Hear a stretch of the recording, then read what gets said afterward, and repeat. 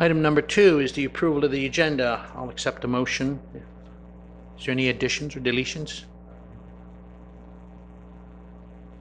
Moved by Daniel. Do we have a seconder? Seconded by Councillor Durkee. All those in favor signify by saying aye. Aye. Contrary minded. Motion carried. Item number 3, declaration of any conflict of interest in the agenda. Anybody have any issues? Conflict? Not? We'll move on. Item number 4, the approval of minutes of December 11th, special council meeting, December 13th, regular council meeting, December 13th in camera, December 20th, special council meeting, January 10th, committee of the whole meeting, and January 10th in camera meeting. Is there any? Go ahead, Councillor Durkee. Sure. I'll move to approve the minutes of December the 11th, special council meeting, December 13th, regular council meeting minutes, December 13th in camera meeting minutes, December 20th. I just lost my internet here. Special council meeting minutes, this January 10th, 2018, committee of the whole meeting minutes, January 10th, 2018 in camera meeting minutes with amendments. Okay. And I guess we don't need you'll let the amendments be noted to the secretary, or she already knows? Amendments have been noted. The amendments have been noted.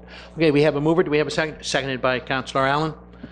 All those in favor signify by saying aye. Aye. Contrary minded, motion carried. Thank you very much. Item number 5, warden's remarks. They're going to be brief. We do have a busy meeting. We've had a couple extra things added to our agenda. January, I want to take the opportunity to wish everybody, I know it's we're the 24th of January, but I hope everybody had a very joyous holiday season and so on, and wish everybody in our municipality and the surrounding counties a happy new year and a prosperous new year. I know there's been a few tragedies in our area over this past month. Was, I believe, heartfelt right across our community and so on. So our condolences to the family members and so on. It's a tragedy, and it won't be soon forgotten by any means. A couple other items. This past month, we've had a bit of a few snowstorms and so on. We've had some cancellations of some of our committee meetings and so on. But I want to take this opportunity to say, I believe on behalf of my fellow councillors and the residents of Yarmouth County, a big thank you to Nova Scotia Power. I realize that some of us were without power for a short period of time and so on over those outages and so on. But Nova Scotia Power were very quick and done very good work at getting most of the people in Yarmouth County back with electricity. So I want to take this opportunity to say thank you.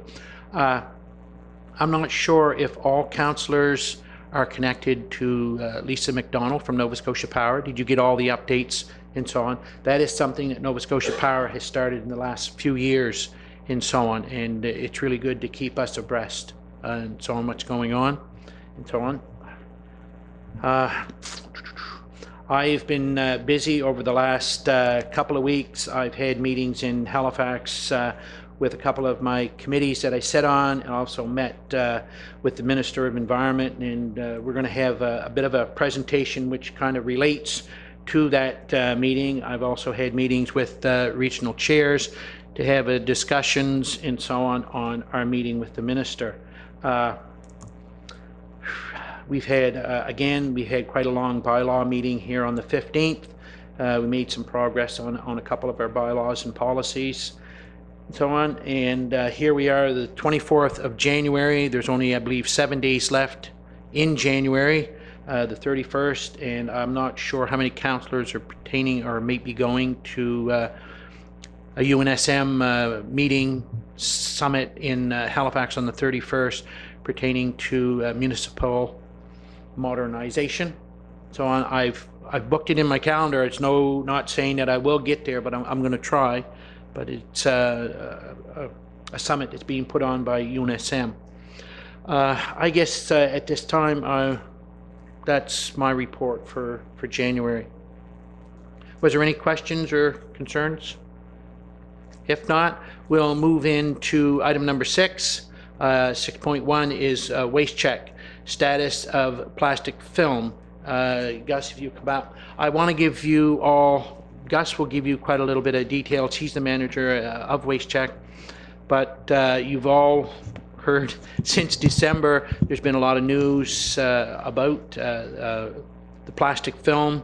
2 or 3 of our regions have stockpiles of plastic. They've requested from the minister the ability or the rights to bury that in landfills. I just want to let you know, and the general public know, that none of those regions are actively pursuing that at this time. They do not want to bury it if they don't have to. They are still trying for markets, but they need to have reassurance from the minister that if they can't move it, that they got to do something with it, because as it sits outside, it deteriorates and becomes no good. So they're working very hard on it. So I'm going to open the floor to Gus to give you folks an update and so on, and where Nova Scotia and the minister and we all stand at this time. The floor is yours, Gus. Thank you, Warden Anthony. First, thank you to Council for squeezing me in tonight. I know you're busy, so in the spirit of that, I'll try and be as brief as possible. Quick disclaimer, while Waste Check did some edits to this presentation, we did not originally draft it. It was originally drafted by our friends at Valley Region, who were generous enough to share it with their colleagues across the province. So credit to Valley Region for their hard work, and we'll happily use their hard work. So plastic film, what is plastic film? That's a question that we talk about quite a bit. Specifically, it tends to be a number 2 or number 4 LDPE, low density polyethylene, or number 4 high density polyethylene. General rule of thumb, of the plastic crinkles in your hand, it's a number 4 high density. Shopping bags, obviously the most obvious one, but also it's the overwrapped material that's around your paper towels when you bring them home, and your bathroom tissue, that sort of thing. But there's also produce bags, vegetable bags, and of course the blue bags we use for recycling are all examples of plastic film. So the problem is the background. The People's Republic of China announced in July that they were banning the importation of this material. Now, at that time, China represented 51% of the world market for recycled plastic and 54% of the market for plastic film. Obviously, that's caused considerable uncertainty for marketing these products when half the world's market disappears overnight. It's important to note, of course, in Nova Scotia, plastic film is banned from landfill. As Warden Anthony alluded to, there are regions that have large stockpiles of this material right now, and they've requested, and Halifax has been granted permission to landfill this material. But again, as the warden stressed, nobody wants to do that. It's just a last resort. As the warden indicated, it deteriorates if stored outside, and it's a fire hazard if stored inside. So some recyclers are diverting material to other countries: India, Vietnam, Malaysia, Mexico, and a few other countries. Some of the recycling facilities have slowed their belts down and hired more staff or invested in more equipment, trying to improve the quality of the material to make it easier to market. And of course, it's also led to some material going to jurisdictions that may not have as good environmental standards as we would like. And in places where it's not legislated, that it's not banned from landfill, some people have just stopped collecting it in their recyclables. As the warden mentioned, facilities in Nova Scotia are stockpiling. Halifax requested permission to landfill. They've received that permission, but as of yet have not done so. Just as a point, our recycler, which is Scotia Recycling, is not supportive of landfilling that material, and they're still trying to find markets for it. In our region, last year, 193 metric tons of plastic film were recycled, but it's estimated that as much as 1,000 tons may be landfilled each year from our region. A very small percentage of plastic film, particularly plastic bags, are actually recycled. And it's estimated in Nova Scotia that we use somewhere between 300 to 500 million plastic bags per year. And that's just shopping bags. Shopping bags present a problem because of litter. As we all know, we've all seen them hanging in trees. But the big issue with them is they take 1,000 years to break down, and they don't actually biodegrade. They just break into smaller and smaller particles. And if they end up in the water, those particles end up in our food stream. It's important to remember, we talk about recycling a lot, but in terms of the hierarchy of the way we should be doing things, it's quite a far ways down the list. The number one thing we're all supposed to be doing is reducing, then reusing, and then we get to recycling and composting. So really, we have to talk about reuse. And that's our goal, waste reduction. Recycling and waste to energy or landfilling are the last things we should be thinking of. The goal is to consume less. And reducing their use of plastic bags is an easy place to start. Most single-use bags are inefficient use of resources, and in a lot of cases they're unnecessary, and a lot of retailers offer reusable alternatives. So our message to the public is consume less when reusable bags, use reusable bags when you can, and refuse a bag if you don't need it. And we keep telling people our message is keep recycling just like you have for 20 years. This is just a bump in the road. It's not a long-term issue. And try and remember that recycled plastic film makes up less than 5% of the material that goes into your blue bag. So again, it's a very small part of the overall recycling stream. And we hope this is just a temporary issue. So there's a couple of options to reduce the amount of plastic film available. Banning single-use plastic bags is one that we've been talking about a lot lately. It's been implemented in Montreal and it's been announced in Victoria. It's happened in other countries, states, and municipalities. And apparently in 2012, in a poll conducted by Angus Reid, 63% of Atlantic Canadians were in favor of banning plastic bags. And as Warden Anthony alluded to, Minister Rankin came out and asked regional chairs on January 11th of 2018 if they would support a ban on plastic bags. And there's quite a big story in CTV media today, an interview with the minister talking about banning plastic bags. But there are other options. There's incentive programs. Probably the obvious example is Walmart. Walmart will still give you a plastic bag if you want one, but they're going to charge you 5 cents for it. These types of programs really seem to work. Walmart is telling us that they've seen a 50% drop in the amount of plastic bags leaving their stores since they started charging a nickel for them. But it doesn't seem to make the lineups any shorter at Walmart, so apparently it's not affecting the consumer that much. Other options are to try and get, educate the public about alternatives, about reusing reusable bags, and trying to get retailers to promote those issues as well. So the Retail Council of Canada has weighed in on this this topic, and their wish list, I guess, in order of preference, their number one thing would be to mandate businesses to develop individual plans on single-use item reduction. If that isn't the way we would go, then they would suggest imposing a voluntary fee be charged on the bags, but that it'd be up to the retailer what happens to those fees. One thing they're absolutely opposed to is there being a fee charged, and that fee had to be remitted to government because they say it would create a terrible administrative burden for them.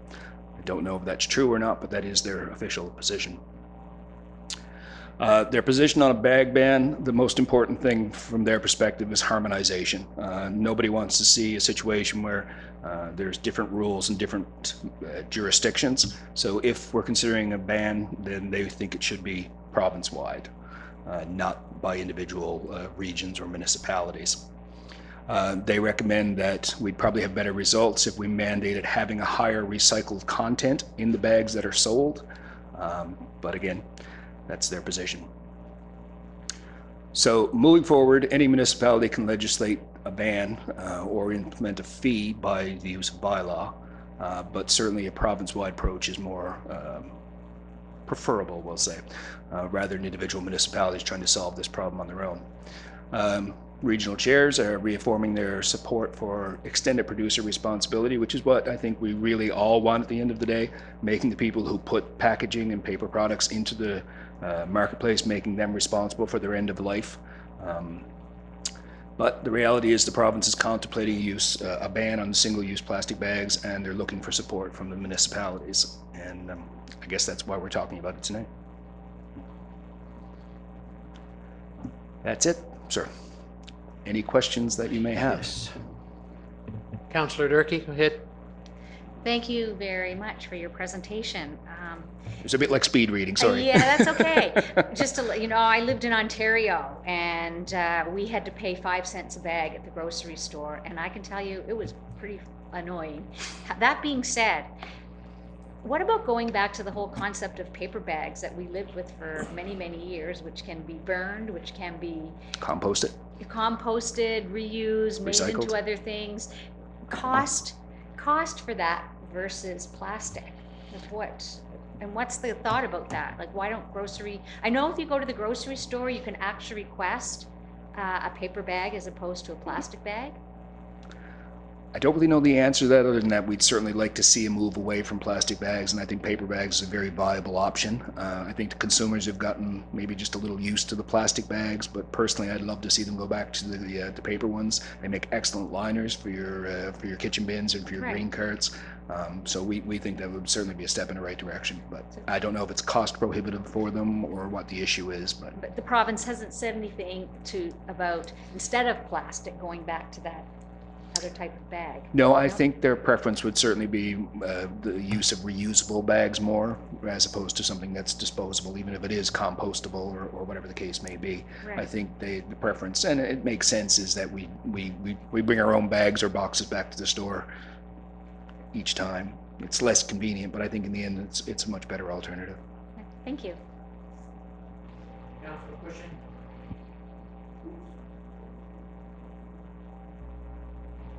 Good. Thank you, Gus. Good presentation. Couple of things. Yes, sir. Number one, you say China doesn't take the amount of plastic they used to. What were they doing with the plastic? Do you know? They were turning it into other products that mostly came back to North America to be sold again. But to some extent, I think we have some responsibility to bear in that there was a lot of low quality material that was being shipped to China, and they were sort of getting a reputation as almost like a dumping ground for low quality material. I'm not suggesting that was what was happening with material coming from Nova Scotia, but from other jurisdictions in the world, certainly it wasn't. So it's part of China's efforts, I believe, to sort of improve their own image, that they don't want to be seen as a dumping ground. But the reality is that they make a lot of products and they need a lot of material, and if they don't have recycled plastic, then they're going to have to use virgin plastic. So Yeah. again, we think this is kind of a bump, and we think it will resolve itself eventually. Okay. Nobody knows how long. Is it, thinking outside the box here, is there some way that Nova Scotia can't come up with a plan of recycling that plastic into another use? The issue we run into with that, and we'd certainly love to see something like that happen, is you have to consider the economy of scale, and Nova Scotia is a province, with less than 1 million people, and the volume of material that we have, while it seems like a lot to us in terms of a manufacturing or recycling facility, it's really not enough feedstock. Maybe something on a national level could be done, but it's not something that could happen just in Nova Scotia. Okay, well there you go. So we're saying Nova Scotia is not large enough. If we took the effort of shipping, or somebody took the effort of shipping plastic all the way to China, heck fire, they can ship a lot closer to Yarmouth, Nova Scotia for a processing plant to make things happen. No question, but I think there's a lot of other factors involved there, like labor costs and things like that. Well, maybe something that we should investigate a little bit further. We'd love to see it happen. Okay. Number two, the grocery bags. I still get grocery bags, but I use them for my bin liners for regular garbage instead of buying it. So I do have a chance to reuse those bags, but I am in favor of I forget what they call them, cloth bags, or bags that we can reuse again, Yeah, sort of reusable like, bags. And you mentioned about Walmart not having plastic bags anymore. Costco, they don't have the plastic bags. You have to put them in boxes and out you go with it, or bring your own stuff in. Exactly, yeah. I think we're on the right track. I think we really should look hard at what can we do with that plastic. Is there something else we can do with it? Why not try to create something here and I'm going to pick on Yarmouth. Why not? Why can't we do something here in Yarmouth? We got a port. We can have stuff arrive here, materials arrive here, and manufacture something with, do something with it, create like energy out of it or something, or I don't know. But just think outside the box. Let's look at something like that. 13th. Yeah. You're in the position to find that stuff out. Well, we're certainly supportive of it. That's my 2 cents worth. Thank you very much, Mr. Chair. Thank you very much for your presentation. On the 16th slide, or the last slide that you put forward to this, and the third bullet point down, it says regional chairs are reaffirming their support for an extended producer responsibility program for packaging and paper. Yes, sir. My question to you is how can we do that with a global market? Because obviously everything isn't produced very close. We get stuff from California. We get stuff from Ontario. We get stuff from Florida. How could we make that a reality where we live in such a global market? Well, the answer to that, I think, is that you have to realize that the vast majority or the majority of Canadians already live in jurisdictions where they have EPR legislation in place. Ontario, Quebec, BC. Really, it's Atlantic Canada is the place that's lagging behind in this area. And certainly EPR doesn't solve all of the problems, but it's a step in the right direction. And really, Atlantic Canada is one of the last jurisdictions in Canada that hasn't addressed this.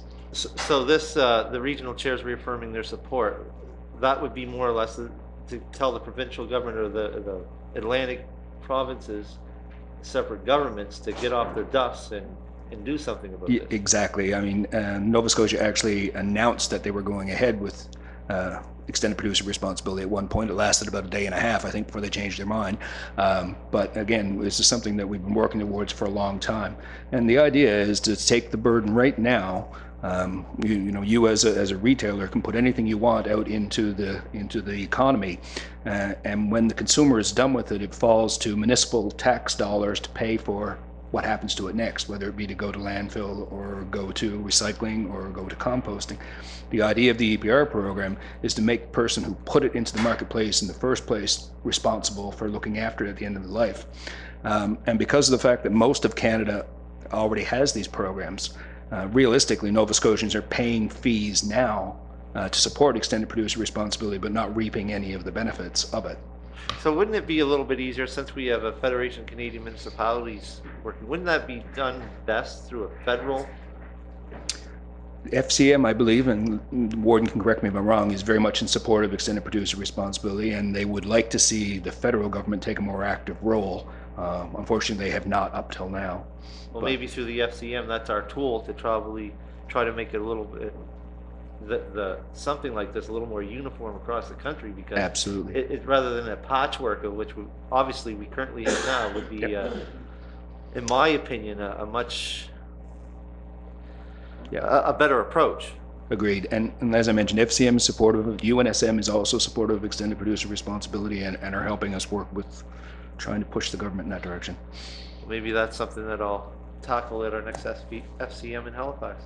That'd be awesome. Just rather than separate municipalities or separate provinces, get the whole of Canada on side. Maybe that's something that we should also maybe mention to our MP as well. Absolutely. And I think that's possibly a little bit better route than trying to patchwork. Agreed. All right, thank you very much. Appreciate it. Okay, if I may, if there's no other further questions from my fellow councillors, going back to what the Deputy Warden just stated there through FCM, on regional chairs, one of our board members is a representative on FCM. So you fully realized he's been carrying this forward, and he didn't just get on FCM the other day. He's been on there for a couple of years, and he's been fighting for EPR. But EPR has to be initiated by the province. The federal government can support it, but the federal government can't come down to Nova Scotia and say to the provincial government, you implement EPR. The provincial government has to implement EPR. That's where Regional Chairs has been trying to work at since the fall of 2014. We've done a lot of work. We've been at the door. We've been at the door. We thought we were in once. We've been right at the door, and we've been shut down. The last time we were shut down, I had no disrespect to the party in power, but we were shut down by the Premier of Nova Scotia, no EPR, which was very discouraging for all the work and time and effort that had been put in by UNSM. Believe it or not, Municipal Affairs had been sitting on this committee and so on and working very diligently, and at the last minute, the Premier shut it down. And so we're trying again. I want to give you a quick update on how all this is going. When we met with the minister on January 11th, we were very pleased with the minister's participation, and the meeting went very well. But the minister, there was the 7 regions were represented at that meeting. It wasn't just the executive, it was the 7 regions, every one of the chair people. We worked very diligently, and we told the minister that we would support any movement or anything that he'd done on the banning of plastic bags. Whatever he'd done, whatever he moved forward on, we, the municipal units, would support. So then the minister put the onus back onto the municipal units. He said, I want you to go back to each one of your municipal units. I want you to talk to your MLAs. I want you to have full support on the banning of the single-use shopping bags. Okay, we'll do that, and that's what Gus is doing here in this region tonight. Digby has already voted on it last evening, I guess, or Monday night, and so on. He put the onus back on us. So now we, as municipal units across Nova Scotia, agree to the banning of the single-use shopping bag. And if he goes to implement it, and industry comes down on the province, down on the Department of Environment, he made the regulation, but we as municipal units were the one that done it, so he's able to pass it off. That's what the municipal units wanted. It wasn't what the government wanted, it's what the municipal units wanted. So he passes it off. That's the way I'm seeing it. He passed it off onto us. If there is no, I gotta keep this right now, if we went back and said no, we did not want to ban plastic bags, the single-use plastic bags, then he is protected again, because it was the municipal units that didn't want the banning of plastic bags, and the provincial government, the Minister of Environment, is free and clear again. He's put the onus all back.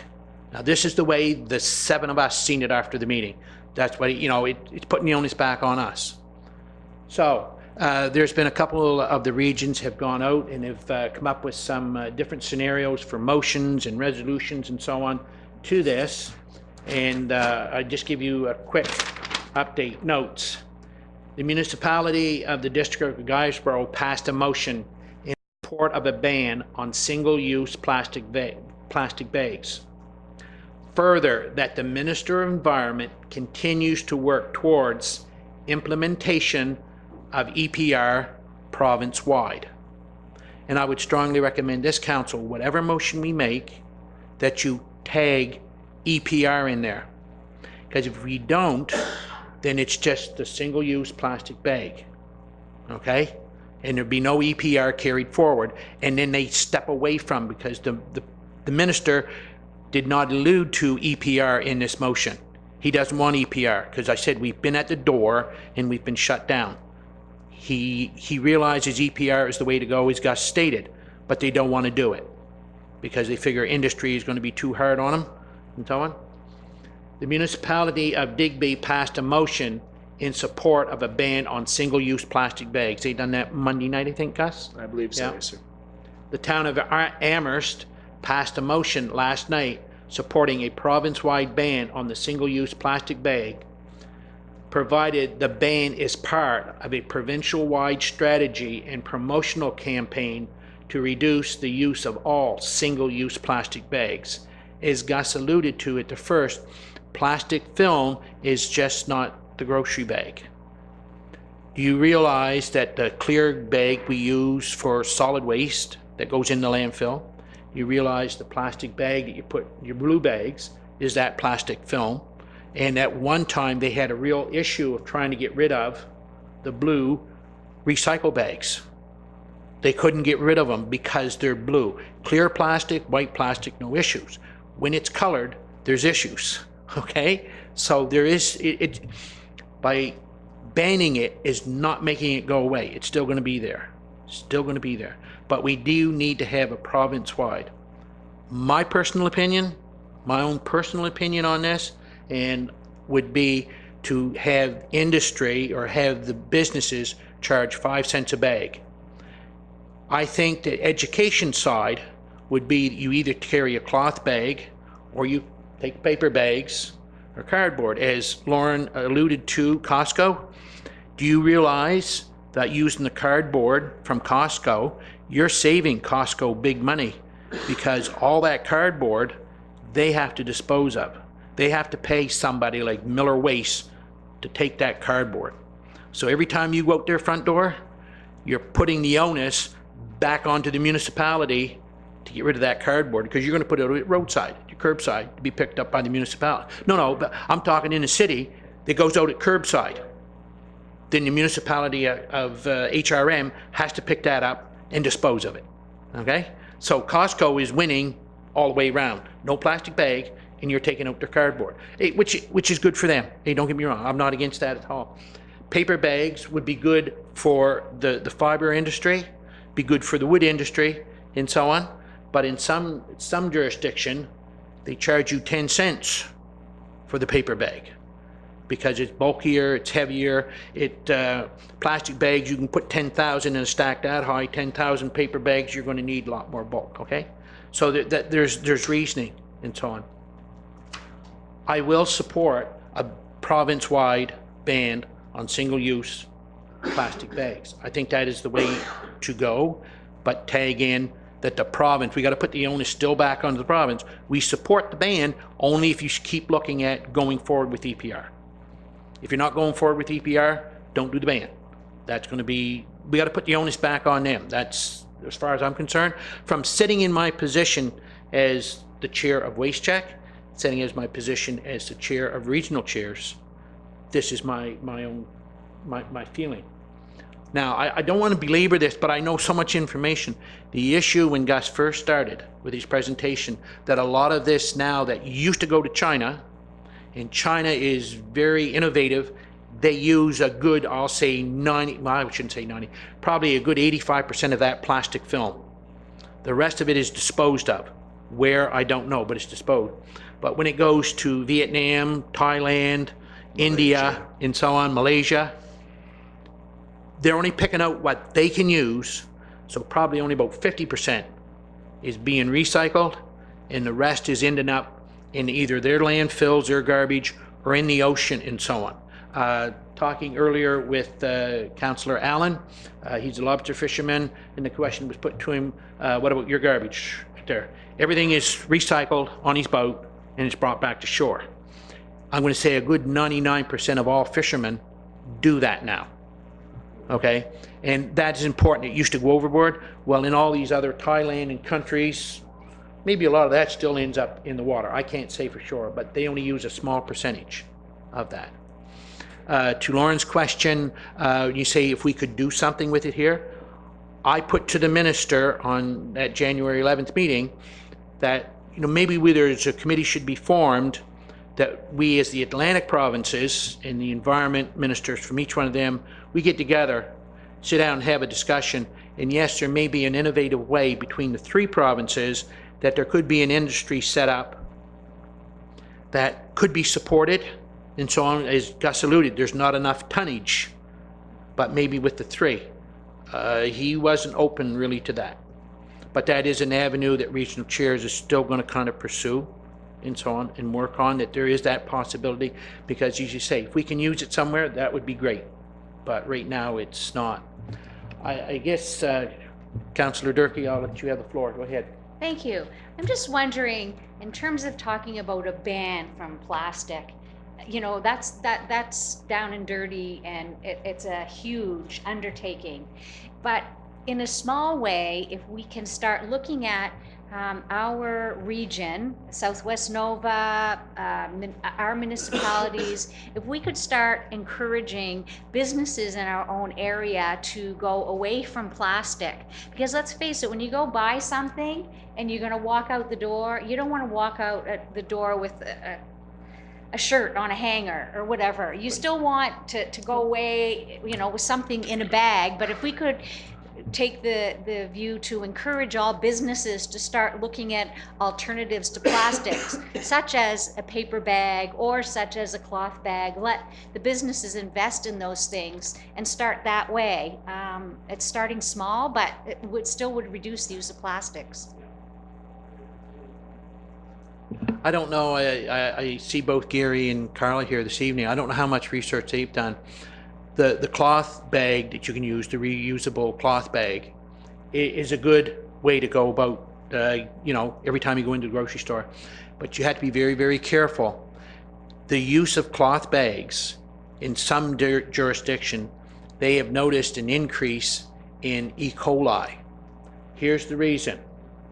All right, they've done the studies.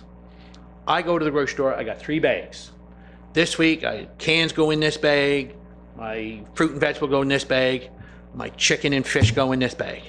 Next week when I go, and I haven't washed them, the bag that I had my chicken and fish in, I put my fruit and vegetable in there, my apples, my oranges, etc., eh? Not thinking, I have them labeled, and so on.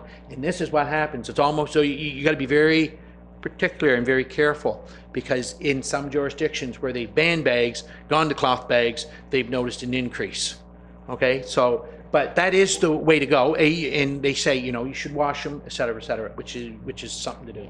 Go ahead, Councillor. My feeling is that if you go to a store and you buy something, the last thing you want to do is to spend an extra 5 cents. If you spend $150 for a bag, it's just that feeling that you go, you know, when you want, I gotta pay another 5 cents. I just spent all this money.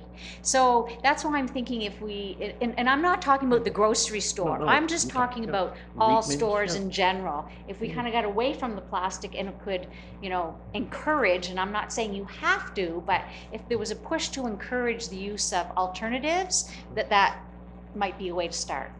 That is an area I believe that each one of the regions are going to start doing in their educational, trying to promote that. But this is what the minister has kind of asked for regional chairs.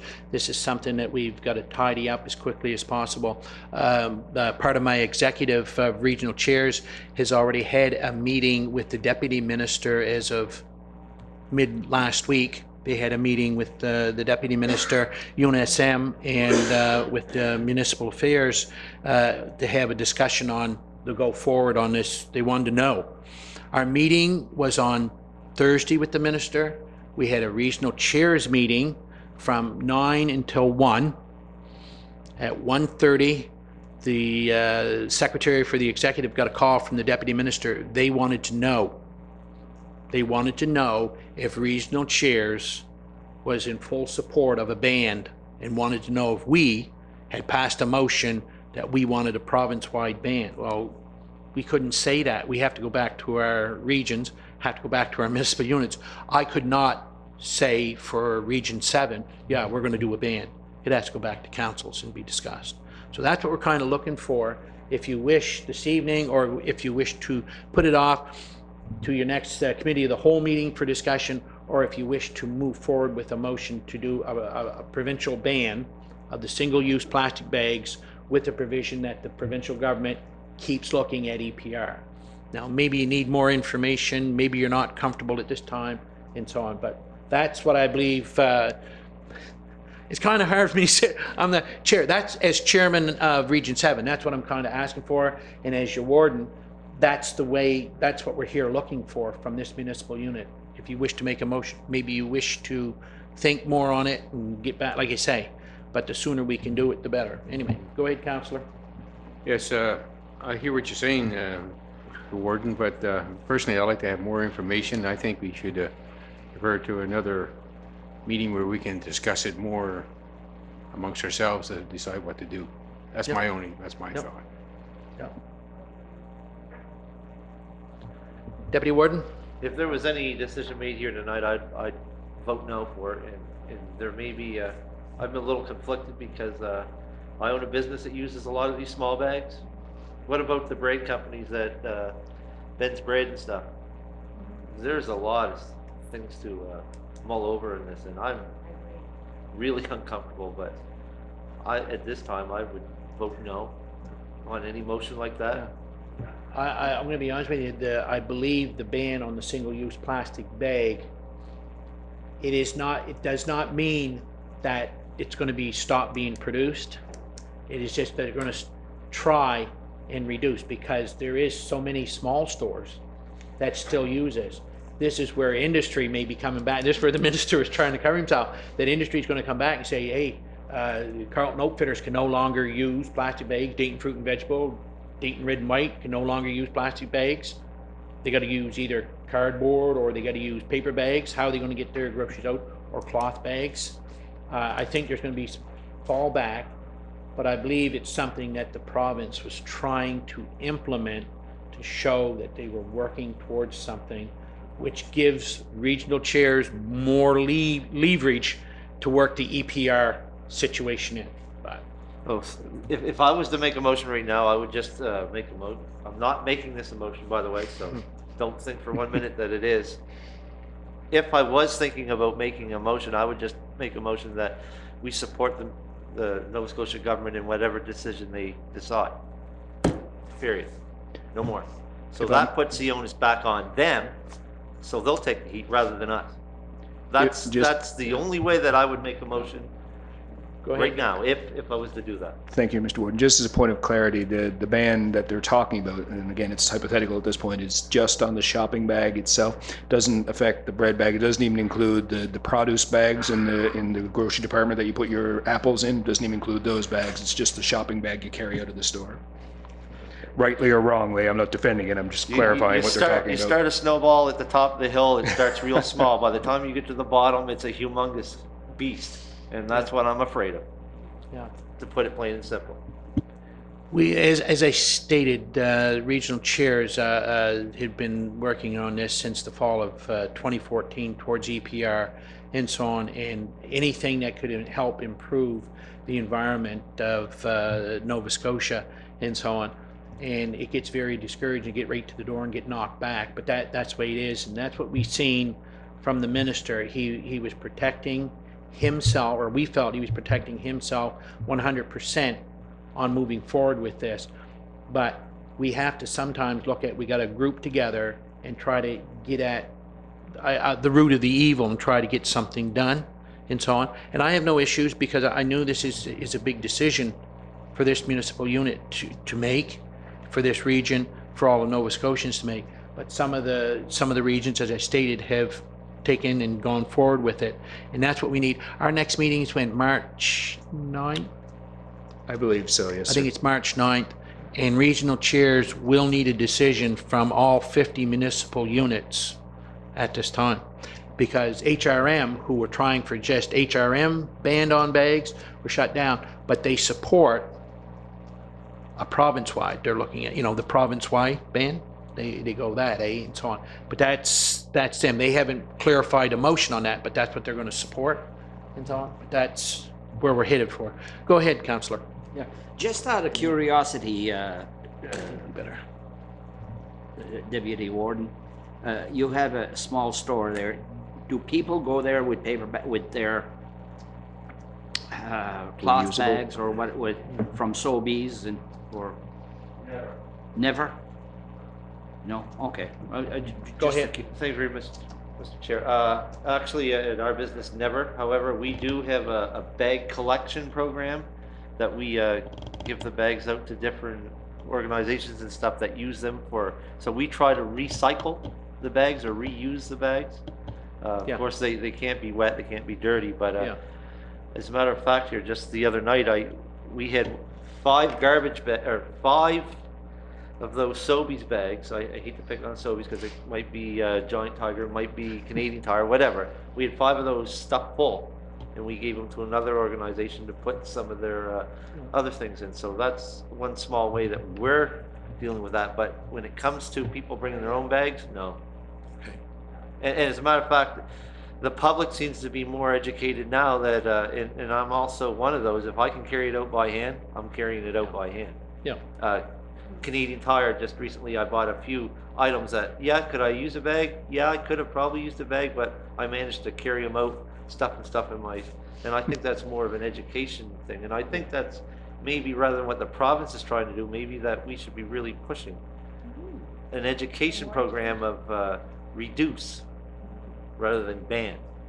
and see how that works. Now, it might not work, however, it might. We'll have, sorry, Councillor, go ahead. Yeah, it's just, I just want to keep on with what I just said, curiosity. But my wife and I, we have about 10 bags, those cloth bags that we bought from Sobeys. And the only place that we use them is at Sobeys. You know, I never, Yeah. or I don't know if it's you're afraid to be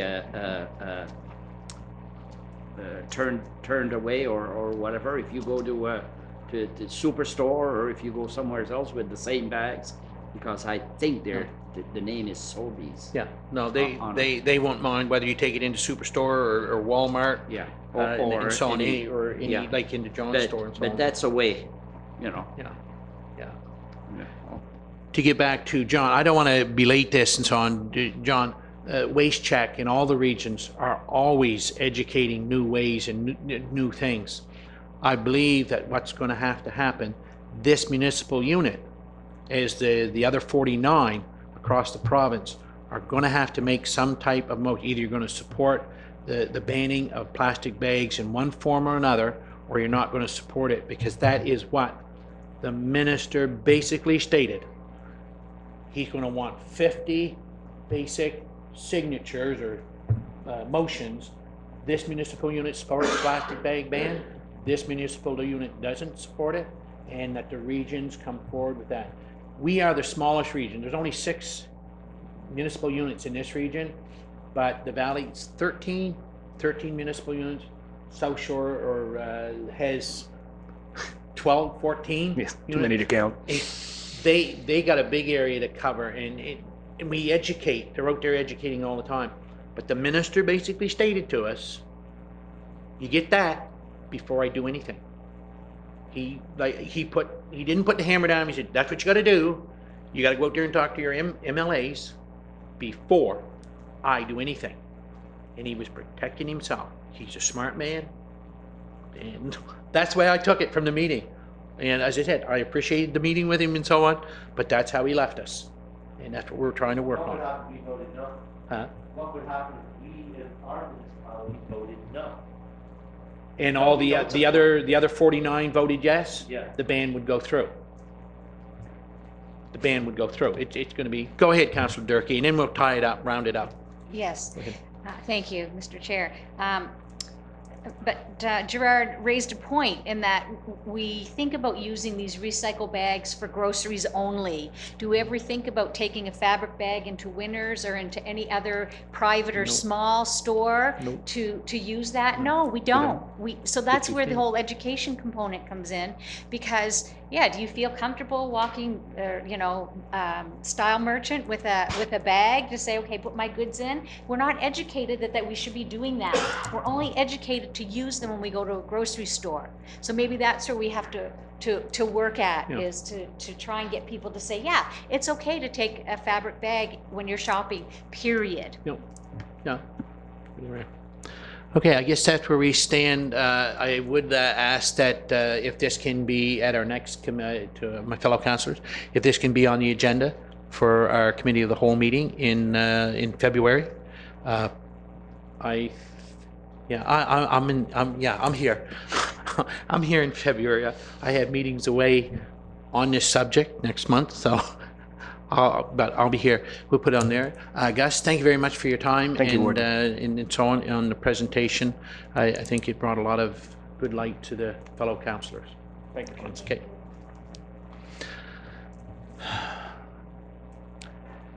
Item number 7, business arising from the Committee of the Whole meeting of January 10th.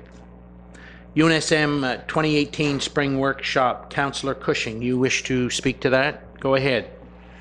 Yes, thank you, Mr. Warden. At one time, I had volunteered to be on that workshop to organize it for the upcoming one here in Yarmouth, and I've decided that recently that I would like to withdraw my name from that.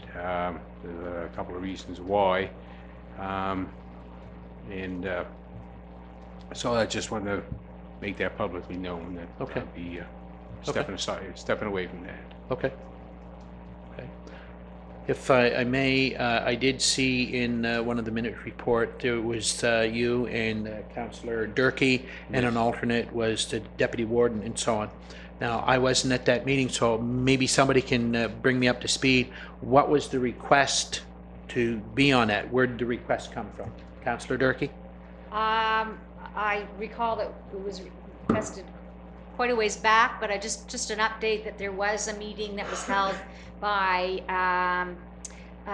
Rick Allwright called a meeting with one representative from each municipality, which was held last week, but unfortunately I couldn't make that, but I'll get an update as to what happened, and I can share that with everybody. Okay. Then, in saying that, then, is there somebody else that wished to sit on that committee? Did it require 2 from each municipal unit, like 2 from the town, 2 from here, 2 from Argyle? I don't think so. And how far-reaching was it, up to as far as Clare, or just the 3 municipal units here? I just saw that the meeting had been called for with one person from the 3 municipal Units. Yeah, and, Okay. and Rick. Okay. So if If- you're sorry, I can go, and if you need somebody else to help. Okay. Well, I have plenty to do and so on. I will submit my name to help out or sit on that committee if, I hate to, I have it somewhere. When is the spring workshop? I got it in one of my, do you know right off? Is it in May? May, end of May. I gotta stop and think, May? No, that's, pardon me? 10th to 12th of May? Yeah, something like that, yeah. I tell you the reason why, because one of my committees I sit on, we usually, stop thinking, the end of May, 1st of June. That's That's the only way. actually, Yes, here it is, May. No, okay, I fall within, yeah. It's not until the end of May that I have meetings, 3-day meetings in Truro and so on. Yeah. So if that's all right with council, I'll submit my name. And John, you're willing to stay as an alternate on that committee? Okay. If that's agreeable with council and so on, that I don't mind, I'll help out. And I guess I'll have Liz, you'll be able to forward my name to who's ever chairing that, if it's Yasta that's looking after that. And hopefully I can in on that. 7.1.2, winter storms. Councillor Cushion. yes, again, Warden, thank you. Just to expand on your thanks to the Nova Scotia Power, I also like to extend that thanks to TIR and, of course, our municipal staff who looked after a lot of clearing the sidewalks in their work. And a lot of people probably don't understand or know that they have to dig their equipment out first before they can start cleaning public places. The reason why I brought that up, of course, all the emergency responders out there, thank you for all their quick response to different situations. The winter storm in particular came into my mind. It was on the January 4th one at the Lobster Rock Wharf in town when a boat caught a fire, and of course the fire department right there in Yarmouth was able to get to extinguish it and sink the boat. But they also had support from outlying fire departments. So I just want to make sure that we understand how important, like, the Port Mainland Fire Department is, the Lake Vaughan and Lake Districts, and all these other, and Carleton Fire Department, how important all these fire departments are to assist when called upon. Number 2, because of that fire at a wharf, winter storms, I'm thinking about the 2 major wharfs in my district, one at Yarmouth Bar and one at Chicago Point. There's millions of dollars worth of boats at each port. And most of the boats, and I would say 90% of them anyway, are hooked to shore power when they're not out fishing. So that certainly causes a concern during winter storms, as this is what happened to the one on the January 4th one. It was electrical shore power that shorted out and caused a fire that they believe. If something like this ever happened at Yarmouth Bar, for instance, the winter storm come and emergency vehicles can't get there because of the roads washing out and whatnot, there could be some very extensive damage done to that area. And the reason why I'm bringing that up is just I wanted to express my concern even deeper to TIR, how important it is to fix that area down at Yarmouth Bar with more armor stone in our causeway to make sure that first responders can get in case of emergencies. Of course, the fishing industry is very vital in my district, but also most important is if there was an emergency on Cape Fichu and vehicles could not get across the causeway to respond to that, could be a life and death situation. So I just want to stress the importance of TIR need, hopefully with the assistance of the federal government, in doing some major work in that area to for safety's sake. So that was my concerns about the winter storms, and and basically that's what I want to bring home, that type of information. So thank you, Mr. Warden.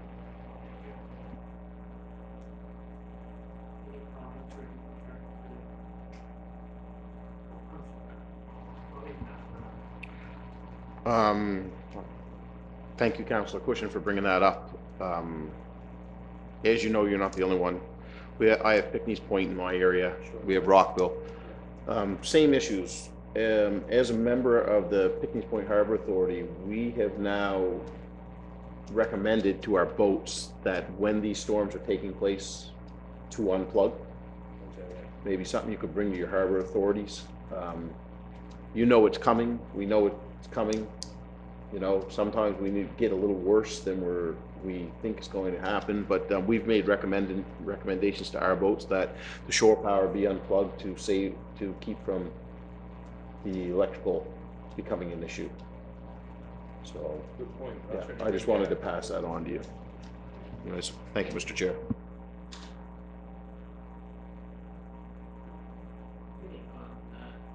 Sorry. 7.1.3. Mr. Chair, point of order. Okay. In the committee of the whole recommendations, there was one that was not added, and it should have been added at the start.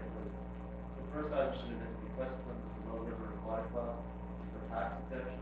If you click on the link of our agenda and you go there, that one was there, but it was not included in it. You know what I mean? I should have come to the drinking water. Like, item 7.1, recommendations from the committee of the whole. Yes. Yeah. January 10th meeting, whole meeting, if you click on that, the first item that should have been, the Low River Aquatic Club. But that is not here. Okay. Okay. Then I guess if you wish to comment on. Yes, Mr. Chair. Okay. As soon as I can pull it back up, my Apologies, I should have noted that earlier. Okay, the first item that should have been on there is a request from the Chabot River Aquatic Club Reef for a tax exemption, and it was a recommendation of the committee of the whole to defer further discussion on the request from the Chabot River Aquatic Club for its tax exemption to the next regular council meeting. And the consensus to the committee of the whole was not to approve. So therefore, I make a motion that council is to not approve the request from the Chabot River Aquatic Club for tax exemption for this coming fiscal year. Been moved by Deputy Warden Cunningham, seconded by Councillor LeBlanc. Was there any further discussion pertaining to that motion? Question. Question being called. All those in favor signify by saying aye. Aye. Contrary minded? Motion carried. My apologies, Mr. Chair. I should have brought that up when we went through the approval of the agenda, but I didn't catch that. Yeah, okay, thank you. Okay, where we at? Okay, 7.1.3. Email from the MP Colin Fraser per Doppler radar. There's 3 points there: the current Doppler radar and the future Doppler radar.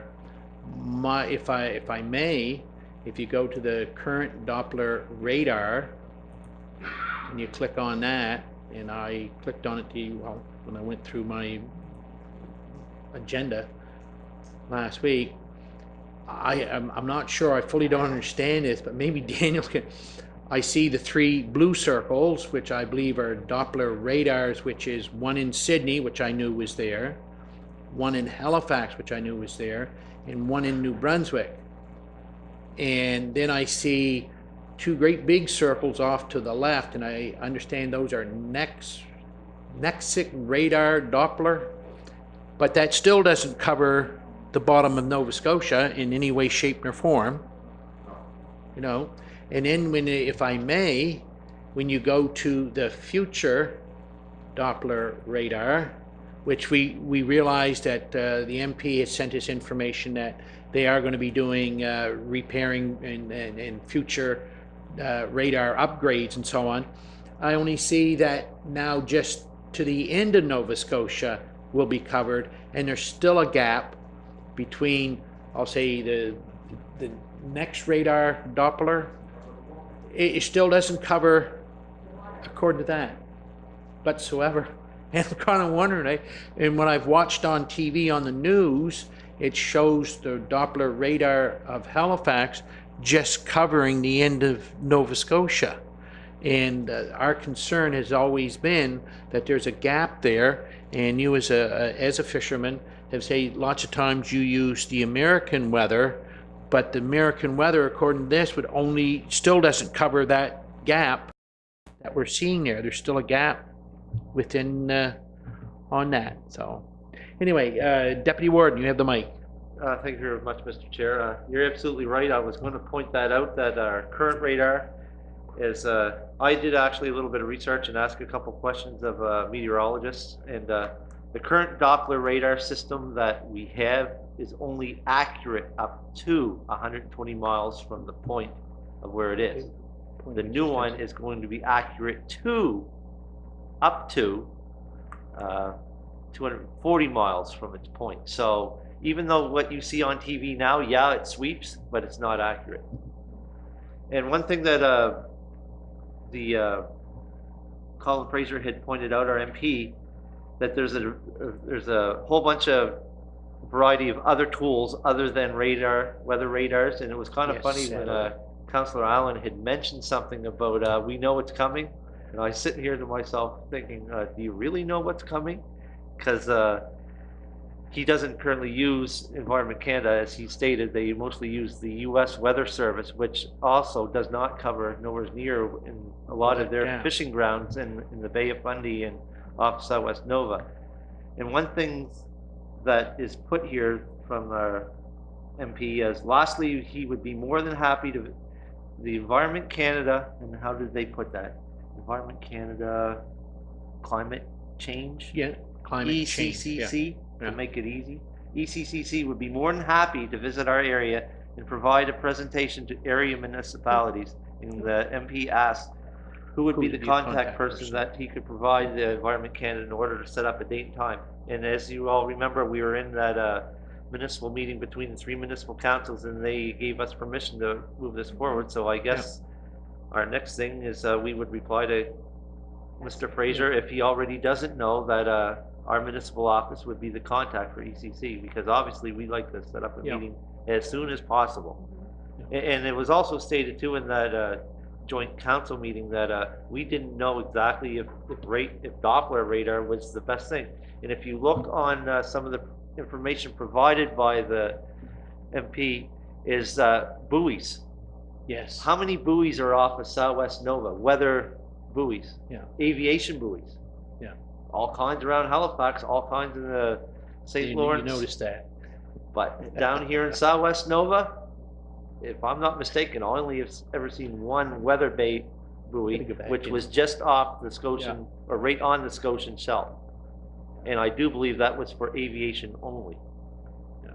I think you're right. So there's a big issue that this area is Yeah. not properly covered, in my opinion. Now, Environment Canada might say something a little different, but those are a few questions that I'd really like to hold their feet to the fire on. Yeah. It's, I appreciate all the work that you've done on that. Councillor Allen, you had your mic on. You're satisfied? You didn't? I can't put you on. It's going to be Councillor Cushion first, but Okay. Thank you, Mr. Warden. Just a correction for you, Councillor Cunningham. The Bay of Fundy will be covered by the Doppler radar.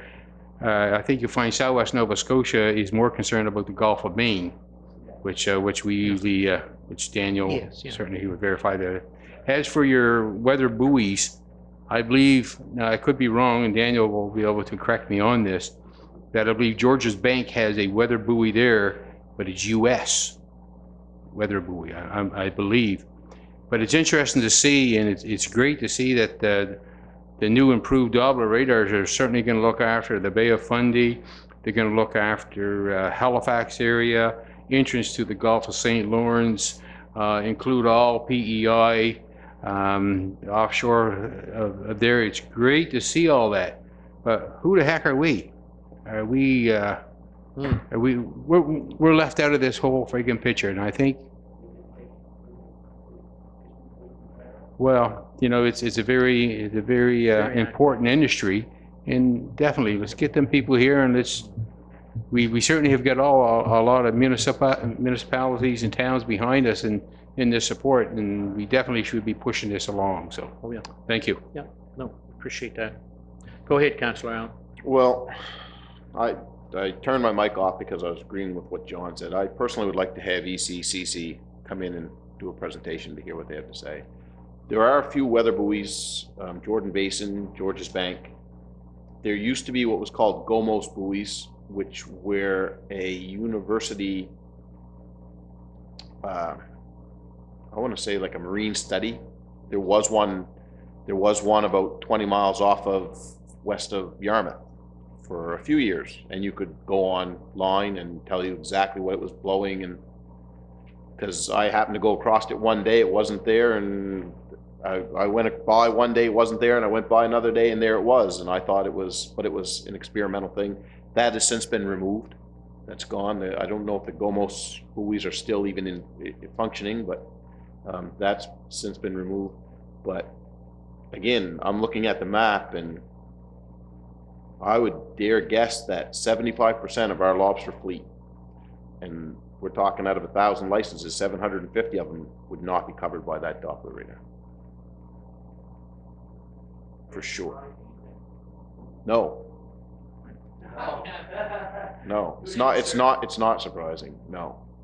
Well, I was bringing that up where the executive assistant to radio mentioned who would be the contact. I was going to bring that forward. The municipality should be the contact. And nothing that we did also mention when that meeting is set up that bring municipal unions and families that we invite some of the industry also participate at that meeting. We're concerned for their industry.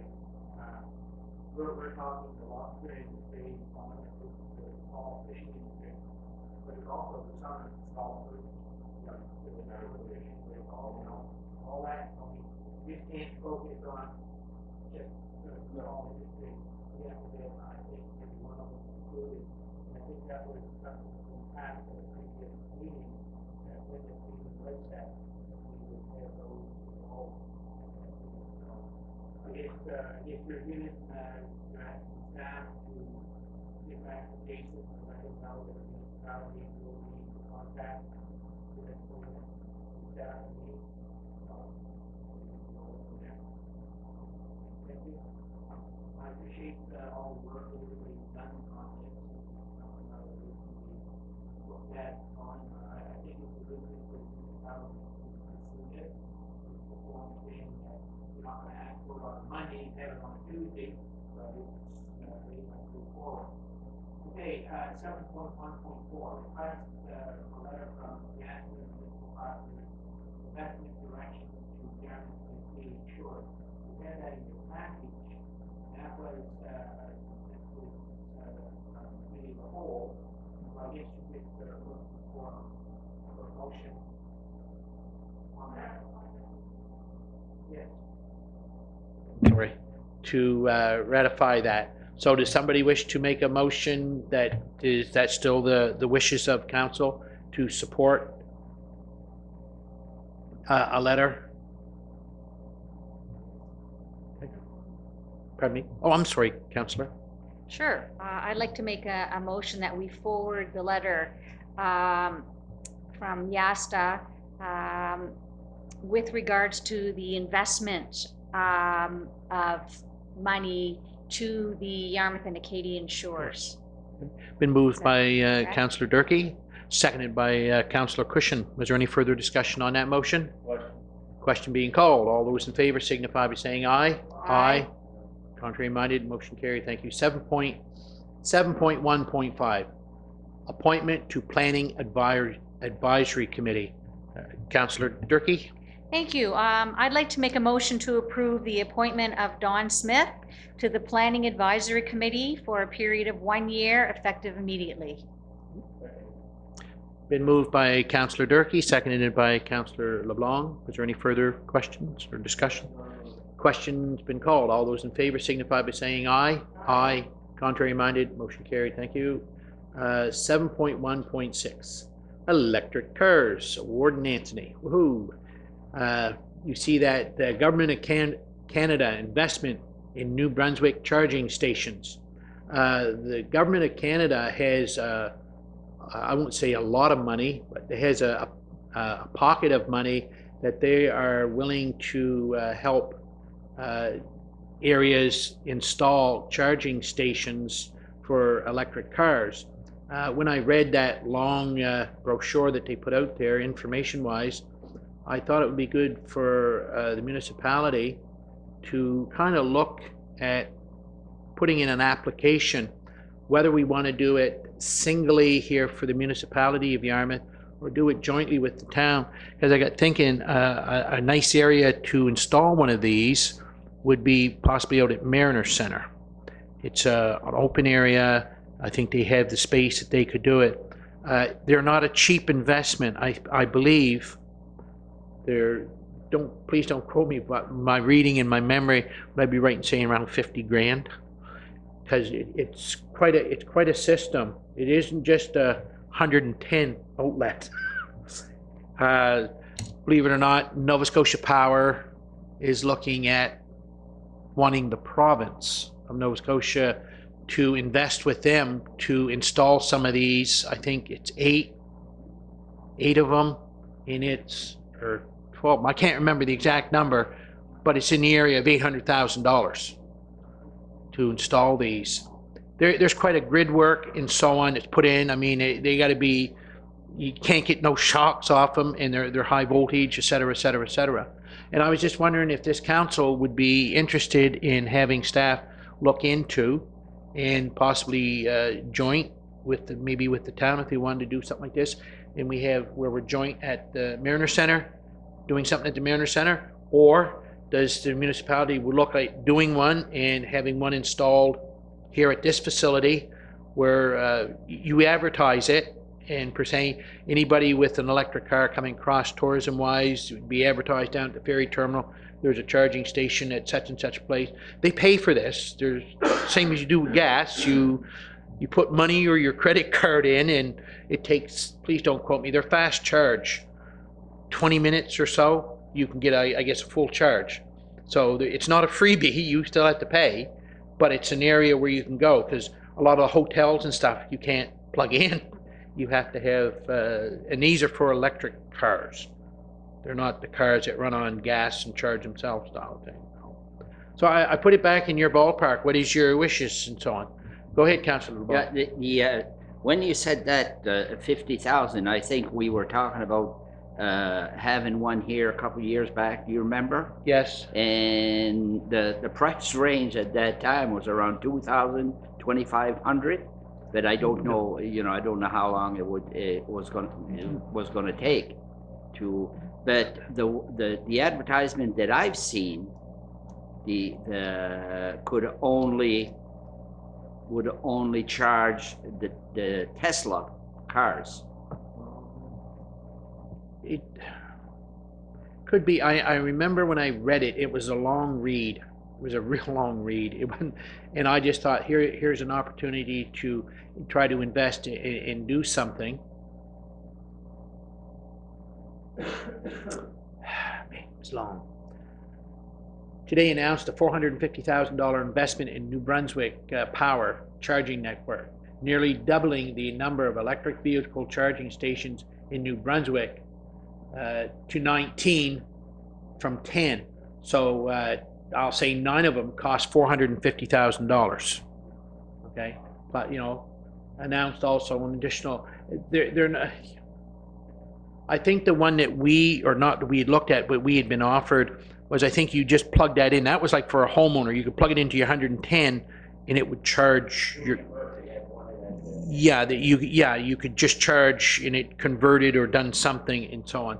These are like, if you had an electric car now, you need to go to the same as a gas station and plug in, and I think they're fast charge. It takes 20 minutes. It's not like gassing up. It takes 20 minutes to charge your batteries to a full, which gives you another 200 kilometers or whatever that they can go. Like you say, it was quite a long read and so on. Can I ask, I know we're running a little bit late. Can I ask then that if you guys have no issues, can we move this to committee of the whole maybe next month and so on? But go ahead, Councillor. I was just gonna say I was in agreement with this. The planet's changing, things are changing, electric cars are coming. Yeah. Wouldn't be a bad idea to get on the bus, so to speak, the electric bus, I guess. And I think Mariner Center, it's just one other thing that people can plug in, because obviously it's coming. So maybe we could see what the cost would be, see if the town would be willing to partner up with us, and I'm for it. Yeah. That, I guess, is what I'm trying to say. I would be for getting moving forward with this. Yeah. Can I ask then that, can I ask that the motion be that staff look into a cost? Maybe it is something that we want to do ourselves, or do we want to partner, and that maybe they could get back to us at our committee of the whole meeting, make a decision? Just direction to do that, and then come from, so if you want to give that is direction that staff look into? Okay. Go ahead, Deputy Warden. Absolutely, I agree. These charging stations that they're talking about, as you mentioned, is pay per play. Yeah. Believe it or not, there is electric cars around this area. Tuscan Ford sold 3, and there's another one sitting there. It's even though it's a gas hybrid, there's also plug-in gas hybrids, and these plug-in hybrids can run on their batteries. I do believe also councillor in the town, Jim McLeod, has one of those styles where they're plug-in hybrid, but it also has a backup Gas thing. engine. And these no, it's not actually. It does have a gasoline engine, but it will travel up to 50 miles on a single charge, and actually it works quite well for him. He says I don't think he bought gas this year or last year. And there's actually 3 of them that I know of around this area. I'm one of the very few people in this end of the province that's certified to work on those.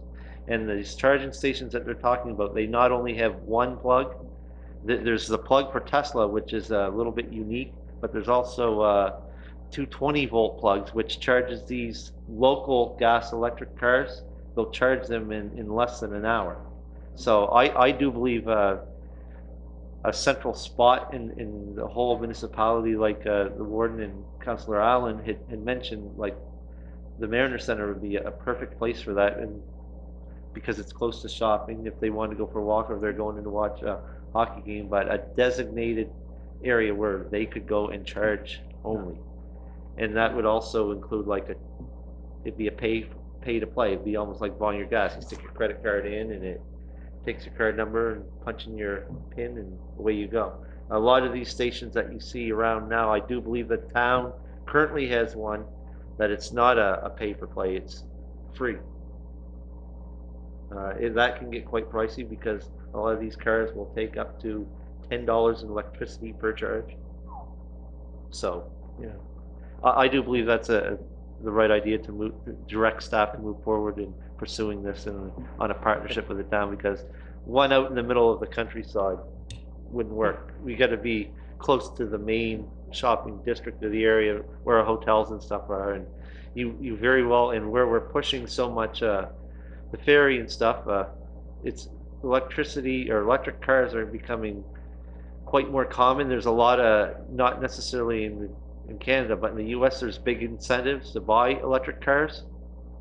And what a great thing to say would With Yasta, with Yasta, hey, come take the Yarmouth Ferry because we have a charging station. Stay overnight, charge your car and charge your batteries. Yeah. And head off to city. Yeah. So I think it's a great idea and something that I'm definitely in support of, that we pursue that. Okay. Thank you very much for your support. I appreciate that. And like say, staff, you can maybe give us a report at our committee of the whole. I guess that was all of the business arising from the committee of the whole. Item number 8, new business, 8.1, December development report. What is the wishes of, I'm sorry. Go ahead, Councillor Durkee. I'll make a motion to accept the December development report as presented. Okay, thank you. Been moved by Councillor Durkee, seconded by Councillor Allen. Was there any further discussion? Ready for the question? Question being called. All those in favor signify by saying aye. Aye. Contrary minded? Nay. Motion carried. 8.2, grant requests. I'll go down through here. Western County Regional Library Charitable Association, the Yarmouth Hospital Ladies Auxiliary, the Yarmouth Dog Park Association. What is the wishes of council?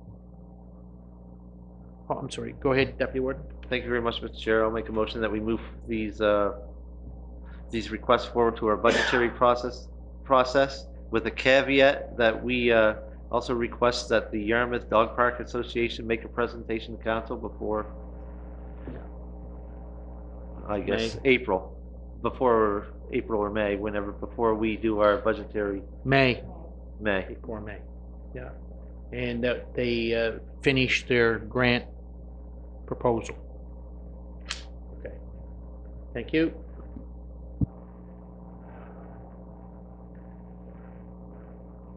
(8.3) the 2018 municipal bursaries. I don't see any highlight on that or anything.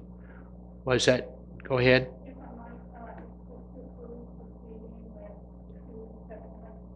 Okay. Okay. Okay. So can I have a motion to, been moved by Deputy Warden, seconded by Councillor Allen. All those in favor signify by saying aye. Aye. Contrary minded, motion carried. Thank you. 8.4, Yarmouth County Community Health Board Heritage Day Wellness Walk. Warden Anthony. I participated in this last year, and I was talking, I have to apologize, Mr. Dorian during our levy, and he asked, because last year when I walked, it was a last minute thing, so I wasn't really up to speed. I participated and so on, and I mentioned to him, you know, well, why don't you approach the municipality next year, and maybe there's something we can do to help with this. Well, come to find out that Yarmouth Recreation, which is a joint venture between us and the town, does support them to a bit of a degree in that respect of helping them, I believe, with some prizes. They do some, at the end of the walk, they have I'll call it like a little lotto and so on. They give out some prizes, water bottles, this, that, and the other thing. I didn't realize that at the time, and I found that out since. I can't tell you exactly. It's February. Is it February 19th? I was going to say 14th. but February 19th.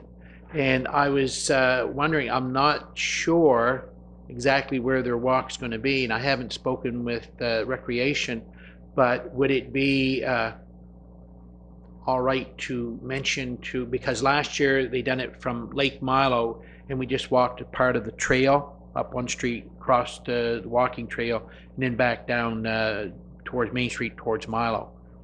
And if it was convenient for them to be able to use the Rotary Center and maybe do some, like a walk through the trail, et cetera, if that is all right with the municipality. I mean, you have no, and I don't know if they have to pay or anything for the Rotary Center and so on, but it's something I could ask Frank and so on. I'd like to help them out. It's a nice walk. There was a lot of people. It was quite enjoyable and so on. And also invite all of my fellow councilors to participate if you have that opportunity. The day we walked, it was not the best day, but it wasn't the worst day that we have in Yarmouth. But it was cold, but it was enjoyable. A lot of people and so on. So I'll get back to Ms. Dorian that that's the most that the municipality would contribute to it, because like I say, we're part owners of, or part sponsorship of Recreation, which already gives, and it's not the policy of the municipality for Recreation to give and for the municipality to give at the same time. So, thank you.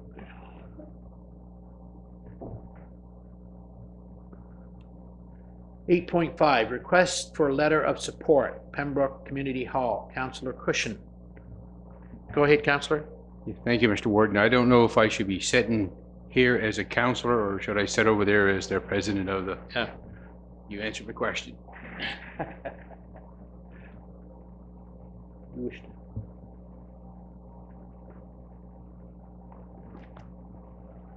to.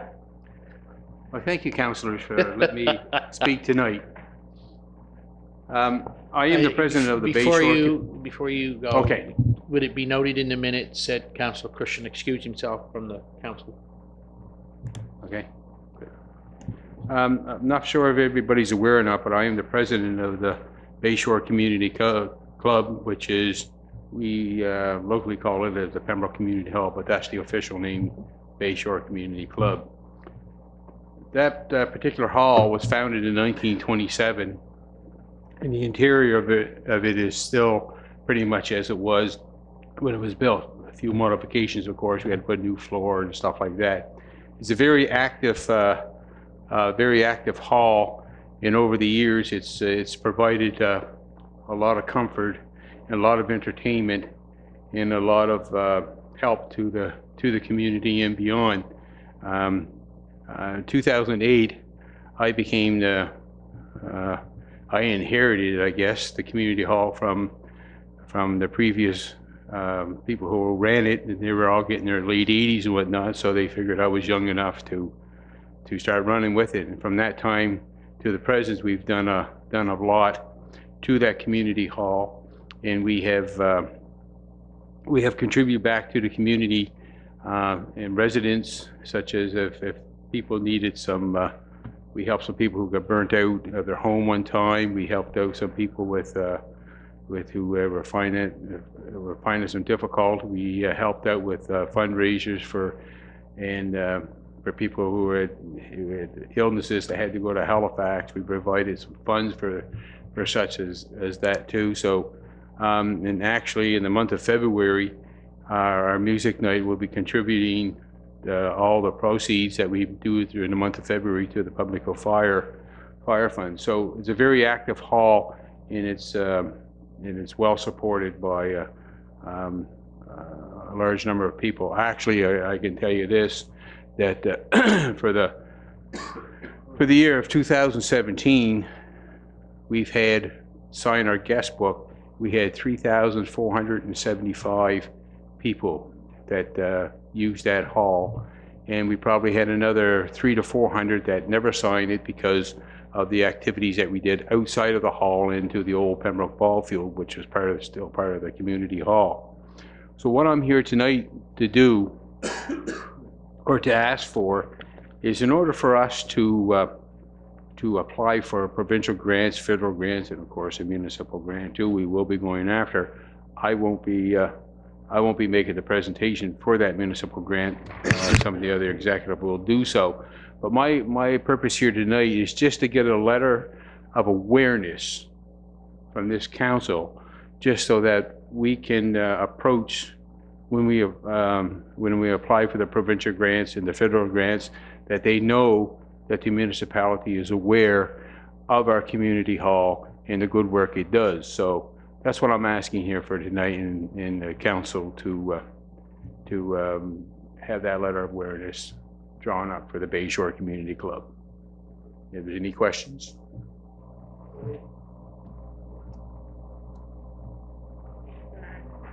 I would just like to ask about conflict of interest in this, because we have two situations here, and I think everybody knows that there's another counselor that is almost in the same situation and was the president of this club and had to resign because she was a counselor. Yeah, I can appreciate what you're saying, Jared. I'm not here to looking for a grant. All I'm just asking a letter of awareness. I believe if Raymond might be able to rule on that sort of thing, if I'm in conflict of interest or not.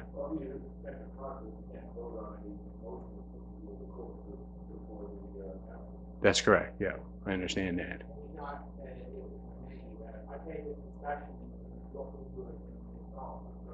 When this all came about, and he's not asking at this request here, it's just for a letter of support, which any one of us as councillors can do for our community hall. You're looking for a letter.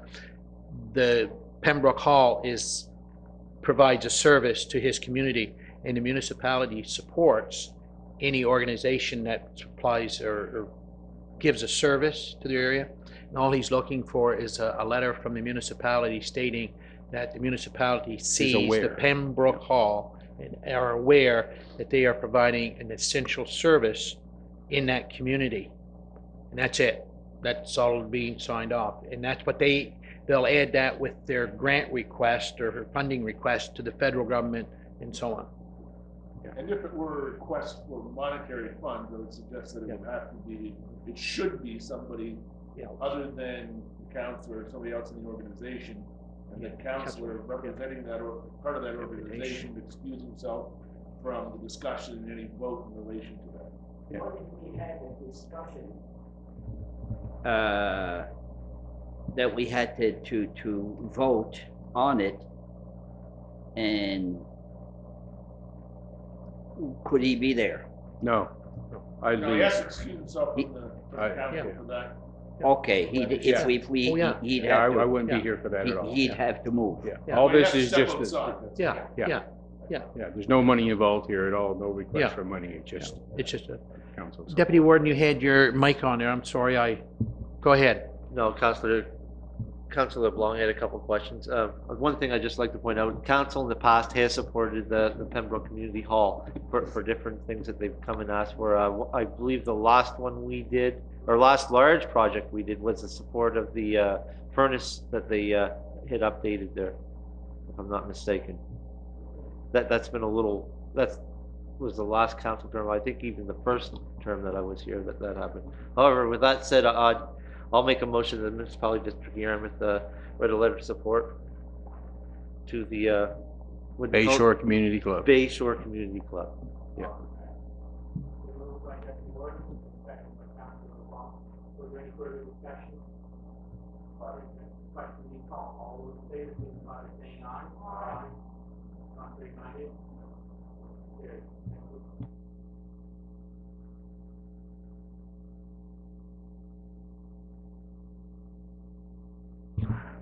Thank you. 8.6, email from UNSM per the spring workshop and fall conference session topics. They'd like to have a response from all municipal units across the province if we have any topics and so on. I have a topic on the back of my mind, but I'm going to open the floor to if any of the councillors have any topics they'd like to suggest. It does not mean that it will be on the agenda, but it's the, take them and go from there. Go ahead, Deputy Warden. One suggestion I would have is, plastic bags. Yeah. I know it sounds It's- funny, but, I think that's a very important subject that all Nova Scotia municipalities need to be very well aware of, and since Yeah. you are the chair Yeah. of a couple of the organizations, Yeah. that is one thing that should be there, because that is barreling at us very fast. In big terms, I would ask that you put I would ask that you put plastic films and plastic bags in parentheses, because it is a plastic film. It is a plastic bag, but there is plastic film. Is there any other suggestions? I know it's been on a lot of discussions. I've been away. There is another session coming up in the near future. I can't remember. I got it on my calendar at home. Cannabis. That's coming July 1st. Yeah, July 1st, and so on. And I think that would be a good topic at our May meeting or spring workshop. I think a lot of municipal units and a lot of councillors would be very interested, because I've been away, and I think Councillor Durkee, you've been away to a couple of these, and Councillor LeBlanc, I know you've been to at least one, and so on. The three of us were at. I've been to a few of them, and I'm going to be honest with you, I have not been where there's been a lot of elected officials. There's been a lot of police organizations. There's been a lot of, I won't call them church organizations. There's been a lot of lawyers and so on and stuff. They're just trying to get a good handle on how this is. I'm gonna have to declare conflict. Yes, yeah, no, We're talking about yeah, cannabis. yes, Once again, yes. As we all know, the province Still is yet undecided, and they have not figured that out until that happens. And since I own a NSLC outlet, I'd have to excuse myself from the table during Okay. any discussions about that. Okay, thank you, Deputy Warden, I appreciate that. I think that would be a topic that should be submitted, or from us, if that's, as Councillor Cunningham or Deputy Warden has stated, the plastic bags, I support that. I also think, I mean, it's a topic, it'll probably be brought forward by some of the other municipal units and beyond there, it wouldn't, but I think that would be one that we should submit, cannabis. And so on there. Is there anything else? They're giving us until February 2nd to submit and so on. I've sat on one of those committees before, and I want to tell you, when it's awful hard. You get a list of about 45 or 50 things, and you have space for about two or three items, eh? So it's not an easy decision, but that is a good one. Another one, believe it or not, Doppler radar. That's another one, because you're going to have a lot of people from a lot of elected officials from Southwest Nova and so on. It's not likely it'll be on there, but Doppler radar, it might be a question that UNSM would ask us, what is that and why and so on, and it might be a topic that we put on. So I would suggest that and so on, wherever we can. Go ahead, Councillor. I'm sorry, It's me. Councillor. Patty, Oh, I'm sorry. Patty. Sorry. I never It's seen okay. you. No, sorry. I know that on the 31st, you are possibly attending a workshop on, or modernization. summit Yeah. on municipal modernization, and that is for wardens and mayors. So I'm just wondering if that could be a topic that they could put on as well for the rest of the councillors to learn more about. Was it just for mayors and wardens? I believe so. Correct me if I'm wrong, because I wouldn't mind going myself, but Okay. You have Tracy Verbeck's Yes. email. Why don't you give her an email, or even give her a call Okay. and check with that? I kind of thought it was, because I've had 2 or 3 emails and so on, and I thought it was in there, say somewhere it said, elected officials and so on. can The look. cost is $35 per person. That was just to cover the room expense and a luncheon and so on, if I remember. Okay, well, if it's But- for anybody, that's great, but if it isn't, then Yeah. I'd like to suggest that as a topic for the Yeah. UNSM Spring Yeah. Conference. Yeah, I'll find out. go ahead. UNSM has requested up to 3 topics be provided Yeah. for Yeah. Well, submit 4. Like I said, they get a lot of them, they'll get a couple hundred and they'll only pick about 5 of them. Yeah. So, go from there. I'm on. Yes, Hey, Mr. Warden. yeah. Just to, I don't know about the Doppler radar would be a good thing to put on there or not, because as you can see, 90% of Nova Scotia is very well covered with Doppler radar. Southwest Nova Scotia is the only area it's not, so we probably wouldn't get much support from the rest of the Okay. province. Okay, remove that one. My fact. Okay, remove that one, back to 3. Okay. It's back deputy, on no, again. it's deputy warden. Okay, your turn. I disagree with Councillor Cushing for the simple fact is whatever hits us first, hits them later. So it'd be a little bit more of advanced warning, in my opinion. So I would like to see Doppler radar left on that list. Ooh, a conflict now, I like this. No, I just leave it on then, Liz, back on. Go ahead, Councillor Durkee. Okay, just looking on the UNSM website, and this one-day session is for mayors, wardens, and CAOs. Really? Okay, I apologize. I apologize. But if I you're thought it was unable a- to go Yeah. and the deputy warden is unable to go, I Yeah. would be happy to represent the Okay. municipality because I am available that day. Okay. Okay, I'll let you, I'm gonna stop and think. That's only around the corner, isn't it? Yeah. Let me check in here. I know I have a meeting on the.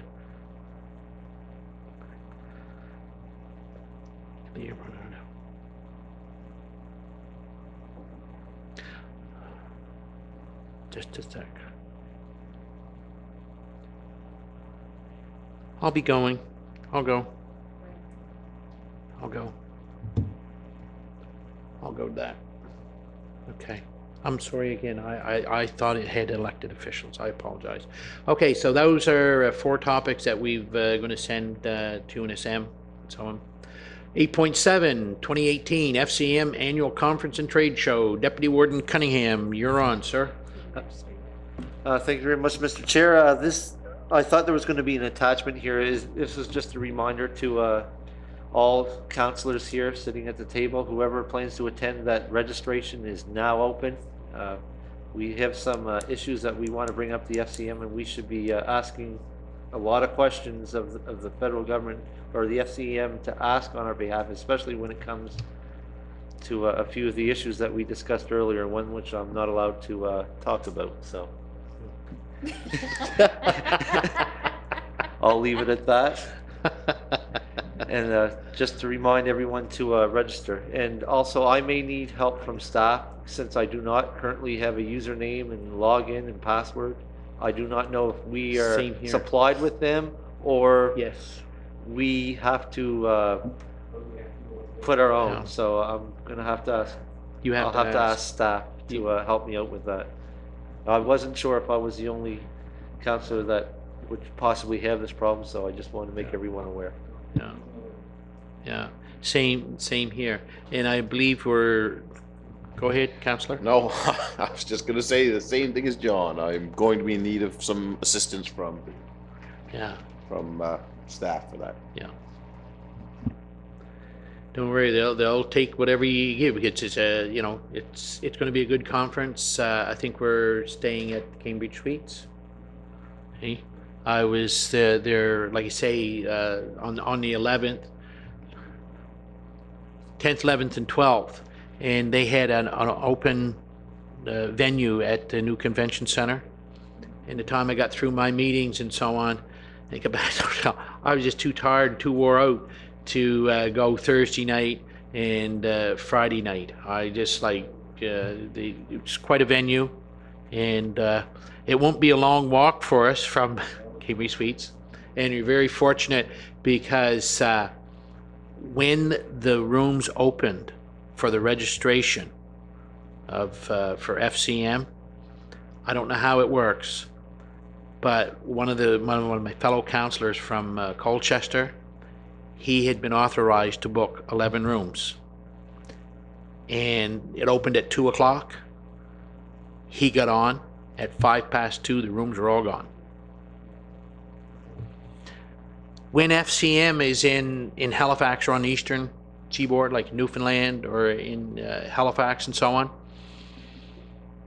they always have their largest turnout of FCM members coming to Halifax or Newfoundland than people that will go to BC or anywhere else. It's the hospitality and so on, and you will be surprised the amount of exhibitors. They have the largest amount of exhibitors and so on that show up. It is the hospitality part of it is great, and they just love it. Seafood, and I'm going to be honest with you, you will be surprised at the amount of people that will stay after. They book like the week of FCM, and they'll be booking the week after to travel, believe it or not, like the Cabot Trail and so on. They'll go up and do around the Cabot Trail, come back and see it at the airport, and then fly wherever they're going, but they'll take the extra week. Last time, believe it or not, I invited one of the mayors from BC to come down and, tour Nova Scotia. And I didn't see him the rest of the FCM, and one Sunday morning I got a telephone call. "Hi, Leland, it's me." "Who are you?" "Well, I'm so-and-so." "Oh, yeah." He said, "I took your advice." He said, "I've spent the week. I'm in Yarmouth today." He said, "I'd like to get together." And believe it or not, we know it's Stanley Lobster. He had a real good time back then and so on, and he had a great time in Nova Scotia.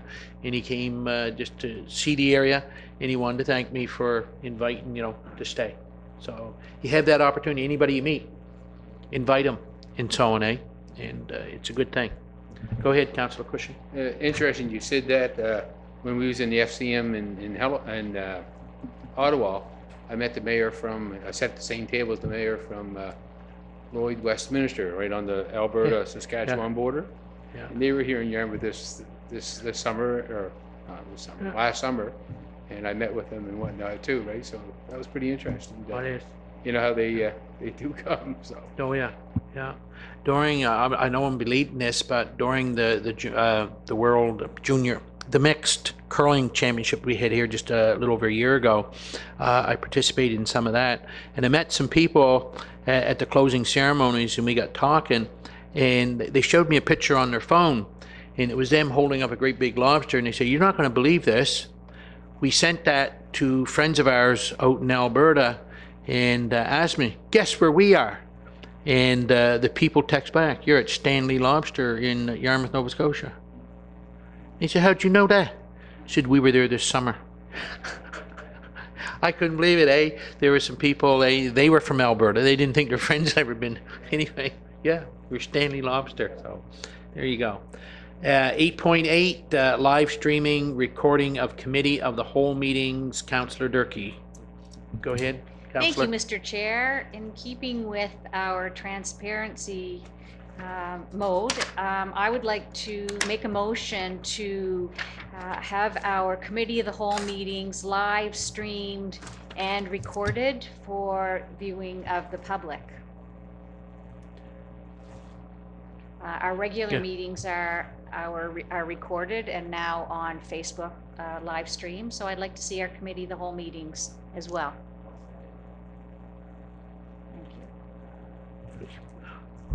Okay, it's been moved by Councillor, been moved by Councillor Durkee, seconded by Councillor Gerard Long. Is there any further discussion on that motion? What is the feelings or wishes of council? Question on the motion? Question on the motion. All those in favor signify by saying aye. Contrary minded, motion carried. Thank you. Okay, gotta move down, Come on. The next is item number 9, committee reports and so on. Was there any questions or concerns, or anybody have a report?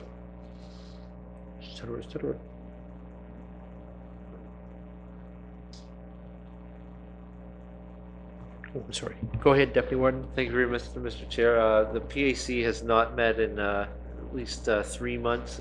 That's due to a lack of items. However, one item that the district planner had brought forward is one item that I'm not allowed to, that I'll be stepping away from at any time that it's discussed. that's going to be brought forward, and he's currently digging up some information on that. It's not that there's a lot not going on in the municipalities, just that there's been no request for rezoning or anything like that, and there's been no request by the provincial government to look at our municipal planning strategies or change anything or add adaptive climate change, which we've done in the past, and that's a lot of the things that the Planning Advisory Committee used to do. So right now it's a little bit quiet, but I was also talking to the development officer, and he expects a few zone changes for land use bylaws to be coming up very shortly. So that's the reason why that committee has not been active, where previously it has been extremely active. So I just wanted to point that out. Okay, thank you. Was there anybody else this time? If not, the Yarmouth International Airport will be having a meeting on January 29th. The meeting will be held at the Yarmouth Airport. Yarmouth County Solid Waste Park is on February 7th. I will be away in Truro at that time. And Councillor Cushion, you're also a member. You're not sure if you can make it? Okay. Yeah, Councillor LeBlanc, you've marked it in your calendar. You're the alternate. You're going to be able to attend. The Yarmouth Area Industrial Commission, we had a meeting when? A week ago? Basically, not the complete finalization of Domtex has been completed. They will have to do some smaller work in the spring. They are still working on fine weather of just finishing off the ends of, I'll call it the north end of the buildings. They're pertaining to, I'm going to note it, I know it as the old Roy Germain building, and the one that Mitch Bonner, that building, the end walls and so on. And the Nova Braids, some of that remedial work has been done, but they got to do some more, I guess, some more compacting, et cetera, and so on in that end, but that is done. Some of the other work that has the Industrial Commission is looking at is the public wharves in the town of Yarmouth and so on. We've had some survey work done and so on, and over the next year we're going to have to do some repair work. But right now they're looking at load-bearing walls and so on, or the load-bearing on the wharf, because Ribfest is looking to come back and sit on the marginal wharf and so on. Lobster Rock Wharf at this time is in real good shape. The fire that you stated that was there this past month, that didn't do any damage. They've had that checked out. Didn't do any damage to the wharfage and so on. Everything else has been moving along pretty good. Waste check, we've had our next meeting is coming up on February 12th. You know what's going to be discussed at that meeting and so on. Gus was in. The Joint Green Energy Committee, I'm not able to attend that meeting. That is, John, I give you the information. Yeah, and they're going to be having I think we're going to be able to move forward on a couple of projects there and so on. Friends of the Yarmouth Light, you had that report, I believe, in your, so on. I don't think there's anything else. We'll move on to item number 10, in-camera meeting recommendations. I believe there is one. Deputy Warden, go ahead. Thank you very much, Mr. Chair. I'd like to make a motion to appoint Councillor Gerard LeBlanc to the Waste Check Committee. Do we have a seconder? Moved by Deputy Warden Cunningham, seconded by Councillor Allen. Was there any further discussion on that motion? Ready for the question? All those in favor signify by saying aye. Aye. Contrary minded, motion carried. Thank you. And I believe there is one more.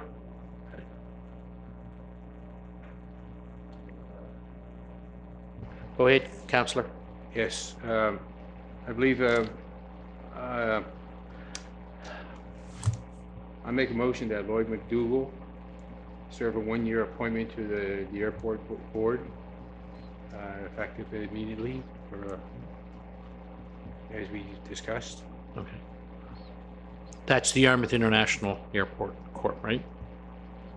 Yep. Yeah. You just said Yarmouth Airport. I just Oh. wanted, yeah. I Okay, wanted to- Yarmouth International Yeah, Airport. I Sorry just- about that, yeah. Yeah, no. you Forgot did that right. international. And so on. There's been a motion made. Is there a seconder to the motion? Been moved by Councillor Cushion, seconded by Councillor Durkee. Was there any further discussion on that motion? Deputy Warden. Thank you very much, Mr. Chair. I would like to defer a vote on this motion to accept Mr. McDougall to the appointment of the Yarmouth International Airport Corporation until such time that the committee knows which direction we're going in, and we decide which direction we're going in with the acting general manager, Alam Hughes, the CAO of Argyle. I'd like to defer our decision on that. It's not that I don't think that Mr. McDougall is a good choice. It's just that the International Airport Corporation has a lot going on right now, and I do believe that setting someone in there new with a very large agenda and a big learning curve, it's going to be a little bit much. That's my own personal opinion, and I'd like that stated. So I'd like to defer the decision, and I'm not sure on the protocol on this. I don't know if I have to make a subsidiary motion, or just council has to agree to defer the decision on that. At this time, it's open, the original motion is open for discussion, and if they wish to proceed with that motion, that's the motion on the floor. I don't believe your motion, unless through the discussion, they wish to withdraw their motion. Or amend, I'm sorry, or amend. Or amend, correct. Okay, go ahead, Councillor. I would just like to say that I support the original motion. I think that because we're on such a learning curve, that it's probably a good time for someone to come in and have some input, as well as jump on the learning curve, waiting until I don't think it's a great idea to wait until all the decisions have been made and then come in. I think they should be part of the decision-making process.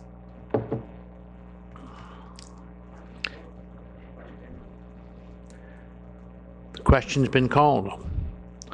All those in favor signify by saying aye. Aye. Contrary minded, nay. 2 nays.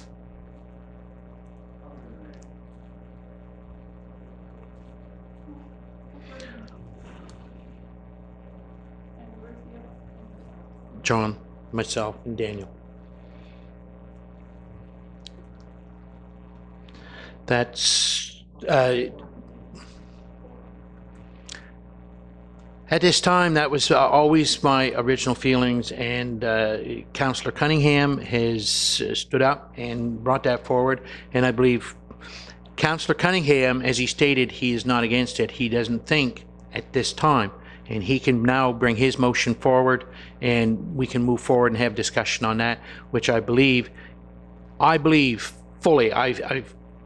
I've sat on the airport board for a long time.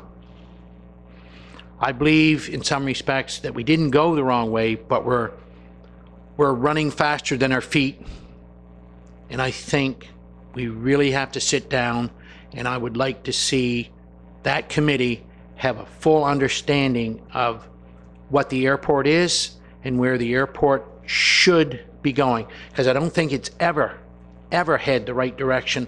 I said years ago when I sat on there, I first sat on there, it is a gold mine. We have not mined it, we have not started, and so on, and I think the direction has to be set. And I don't think one of the directions is us putting another person on the board.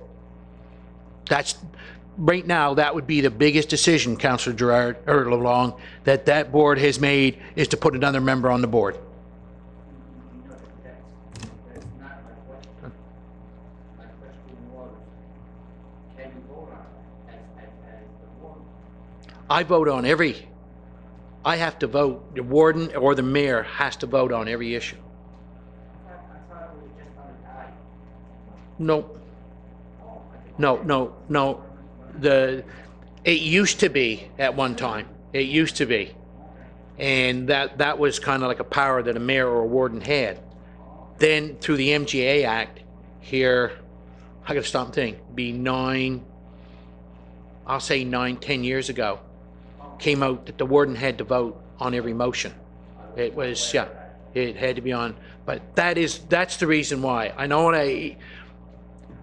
I'm not against the gentleman in any way, shape, nor form. I read his resume. Fantastic person. He has all the qualifications. But as I stated, this would be one of the biggest decisions that committee has made. I'm not grading them or anything else. Guys, you better sit down and know where we're going to go with this before you start putting other people on the board and so on. That's my feeling. So at this time, that motion that was put out by Councillor Durkee and seconded by Councillor LeBlanc has been defeated, and I'm looking at, I believe, the Deputy Warden. You have the floor. Thank you, Mr. Chair. I'd like to make a motion that council reconsider the appointment of Mr. McDougall on our first regularly scheduled meeting scheduled in April. Motion been made by the Deputy Warden. Is there a seconder? Been seconded by Councillor Allen. This should be interesting. Is there any further discussion on that motion? Go ahead, Councillor. Thank you, Mr. Warden. For being a first-year councillor, or first-term councillor, I look back from as an individual not involved with any type of government for a number of years prior to my being elected to the Municipality Council. And I looked at that Yarmouth Airport for years and years and years, and nothing seemed to really happen except some band-aid situations that came up. And not knowing what was done in the past, and having approached this particular time and place where we have an opportunity to put somebody new on that board. And from my understanding, the ones who are on that board now have been there for a number of years. If I'm wrong, I apologize for that. But I have to agree with Councillor Durkee that it certainly would be good to have some fresh ideas pop in on this board now, while Alain Muse is in charge there, and I'm sure Alain is going to do his very best to make things happen there. And again, I think it would be good to have another fresh voice there. But that's my own opinion, and I'll certainly respect the wishes of the council and of the vote. So, thank you. Okay, thank you, Councillor. I guess Councillor Durkee. Oh, it's me. Thank you, Councillor Cushing. I have the same concerns. I have concerns that we need to have some fresh ideas that come from outside experience, from people in business that maybe have had experiences that our council members have not had, that would help with making changes and thinking outside the box. I know that's a common term of Councillor Cushing, and I'm afraid that if we wait until April, until all those decisions are made of where we're going, that we lose an opportunity. But if that is the wishes of the council, then so be it. Deputy Warden. Thank you very much, Mr. Chair. Reason why I made this motion is we all know we've had difficulties at the Yarmouth International Airport over the past number of years, at least as long as I've been sitting on council. Mr. Warden, as you know, you used to chair the whole thing, trying to keep the plane flying, as so to speak. I'm just concerned. I just want everything to settle down. We just recently decertified the airport, not decertified, but I guess, yeah, that's the best word for it. Decertified the airport from a 302 to a 301 status. And there's been a few decisions made out there, a closure of the Long Airport, 633, I believe the number is. We really need to get our feet under us and stabilize what's going on there first before we start moving. And then I understand Councillor Cushing's and Councillor Durkee's points that, yes, new fresh ideas, but 3 months is not a lot of time to let the dust settle, so to speak, so we can get our feet under us. That's just my opinion. I don't think that we should, this is not a situation where we should be jumping in with both feet or jumping in head first. I think we should put our toes in the water a little bit first, just to see where we're going, where we're heading. Try to get things settled down. And as we all know, budgetary discussions are going to be coming up very soon, and we don't really know how much money is going to be spent over there, if it's just going to be maintaining, or if we're going to be looking forward to possibly promoting the airport, whether it be for, I know charter's been talked about, but maybe looking at some charter services and things like that, a few different ideas, but as far as I'm concerned, that should be down the road. We should settle down and put the brakes on trying to jump forward first before we move ahead with any new ideas. That's just my own personal opinion. If council decides to shoot this motion down, I'm fine with that. And another thing that should be noted, whatever this council decides, if the two other councils,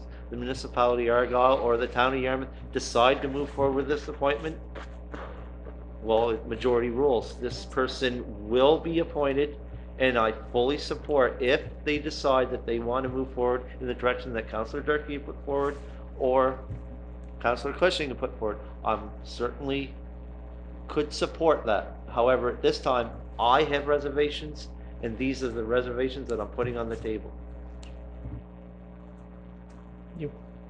Go ahead, Councillor Allen. Well, as Councillor Cunningham just stated, that I completely agree. I agree with Councillor Cunningham. I also agree with Councillor Durkee and Councillor Cushing. We do need some fresh ideas. It's just we have an interim manager, and I think his term is till the end of March. And I'm just kind of thinking that maybe, you know, we could wait till the end of March, see if we're going to have something a little more permanent there, and add some fresh ideas. It's been stagnant way too long. But I just think that 2 more months, you know, hopefully this gentleman is still willing to get there. But I don't think 2 more months at this point is going to make the difference in the outcome.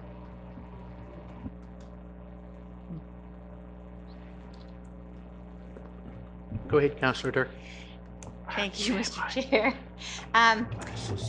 Yeah, I was wondering the same question, do we have a date for our next joint meeting, or I guess would individual councils, the 3 individual councils decide, 3 joint councils. and then it would be brought back to the Yarmouth International Airport board. So we're making a decision. If we make a decision here, the decision was made as nay immediately. But if the other 2 come back to the board with yays, then it would go ahead. Is it? Yeah. Okay. Yeah, and that'll probably be brought forward on the 29th. January 29th.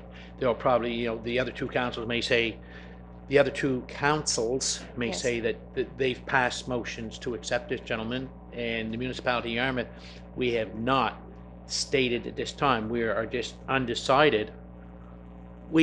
I believe Councillor Cunningham, myself, and Councillor Allen believe fully in this gentleman. I don't think we just want it done right now, because I believe he has all the qualifications and so on and so on. And I want to reiterate that it's been stagnant for a long while. As the chairman for a long while, I always wanted to move forward, always wanted things, and I always felt, and we started to move forward, I always wanted to have a dedicated development person at the airport, somebody that they only focused on the airport. Hire him under contract for a year, give him the opportunity to go out. Because as stated, if you go online or you go do any research on the aerospace industry, it is one of the fastest growing industries out there. You want to invest money, you invest it in the aerospace. You look at what they can do with drones now. You look at, the other night, there is now, they don't know how it's done because it's very top secret, but they had the video of the gentleman flying, okay, single man. They didn't know how he could control himself and so on, but it is growing. We have that opportunity. We have airspace, we have lots of land and so on, and that's the way I always wanted to go. When they formed the management committee, and we formed the LOC. Trevor and I sat on that committee, and the very first meeting that we had was to move forward with a innovative development officer. That was the very first thing that we decided. And 1 year later, they hadn't done a thing. They had not even hired or looked for. And whose fault that? Wasn't mine. That had been our request and our desire. Hadn't done anything. My request right now, Lan, doing a great job. One of the first things they should do is be coming back to council and say, listen, let's move forward with this person. Let's get somebody out there, start working on that. And I don't think having another person sitting at my table, they has to have a lot of good ideas. No disrespect to the previous board, but there was 4 private individuals, all entrepreneurs, and for almost 2 years, we didn't do one thing. Not one thing. So don't tell me that somebody new in the entrepreneurial is going to go out there and, hey, bam, bam, we got it all made. No, it ain't going to happen. The only way things move forward sometimes is your elected officials have to say, hey, this is the way we go, get it done. And then you have your business people. They'll go along with it. I just don't feel at this time, as Councillor, the Deputy Ward stated, I don't think we need to jump in without even knowing, I don't even know which way the door's swinging. Let's put 3 more people on there, business people. They ain't going to get no further ahead. I want to see, that the 3 elected officials and the 2 business people sit down, this is what we want done. Let's move forward. Go ahead, and then we're wrapping it up. Thank you, Mr. Warden. Knowing you for a number of years and knowing you as warden for 1 year, I have no doubt in my mind that you were very aggressive in trying to make that airport happen. And I really appreciate that, and I appreciate the background that you have given us on that. And I also understand your concerns of being cautious, and I want to thank you for your efforts in the past. And I just really want to see, whatever we can do as a council to push that airport committee along to make something happen. And I'm sure you're going to continue doing that aggressive work to try to make things happen in the future too. So thank you very much, Mr. Ward, for that update. Thank you. Okay, on the floor at this time, there is a motion to move to reconsider this at the April meeting, council meeting.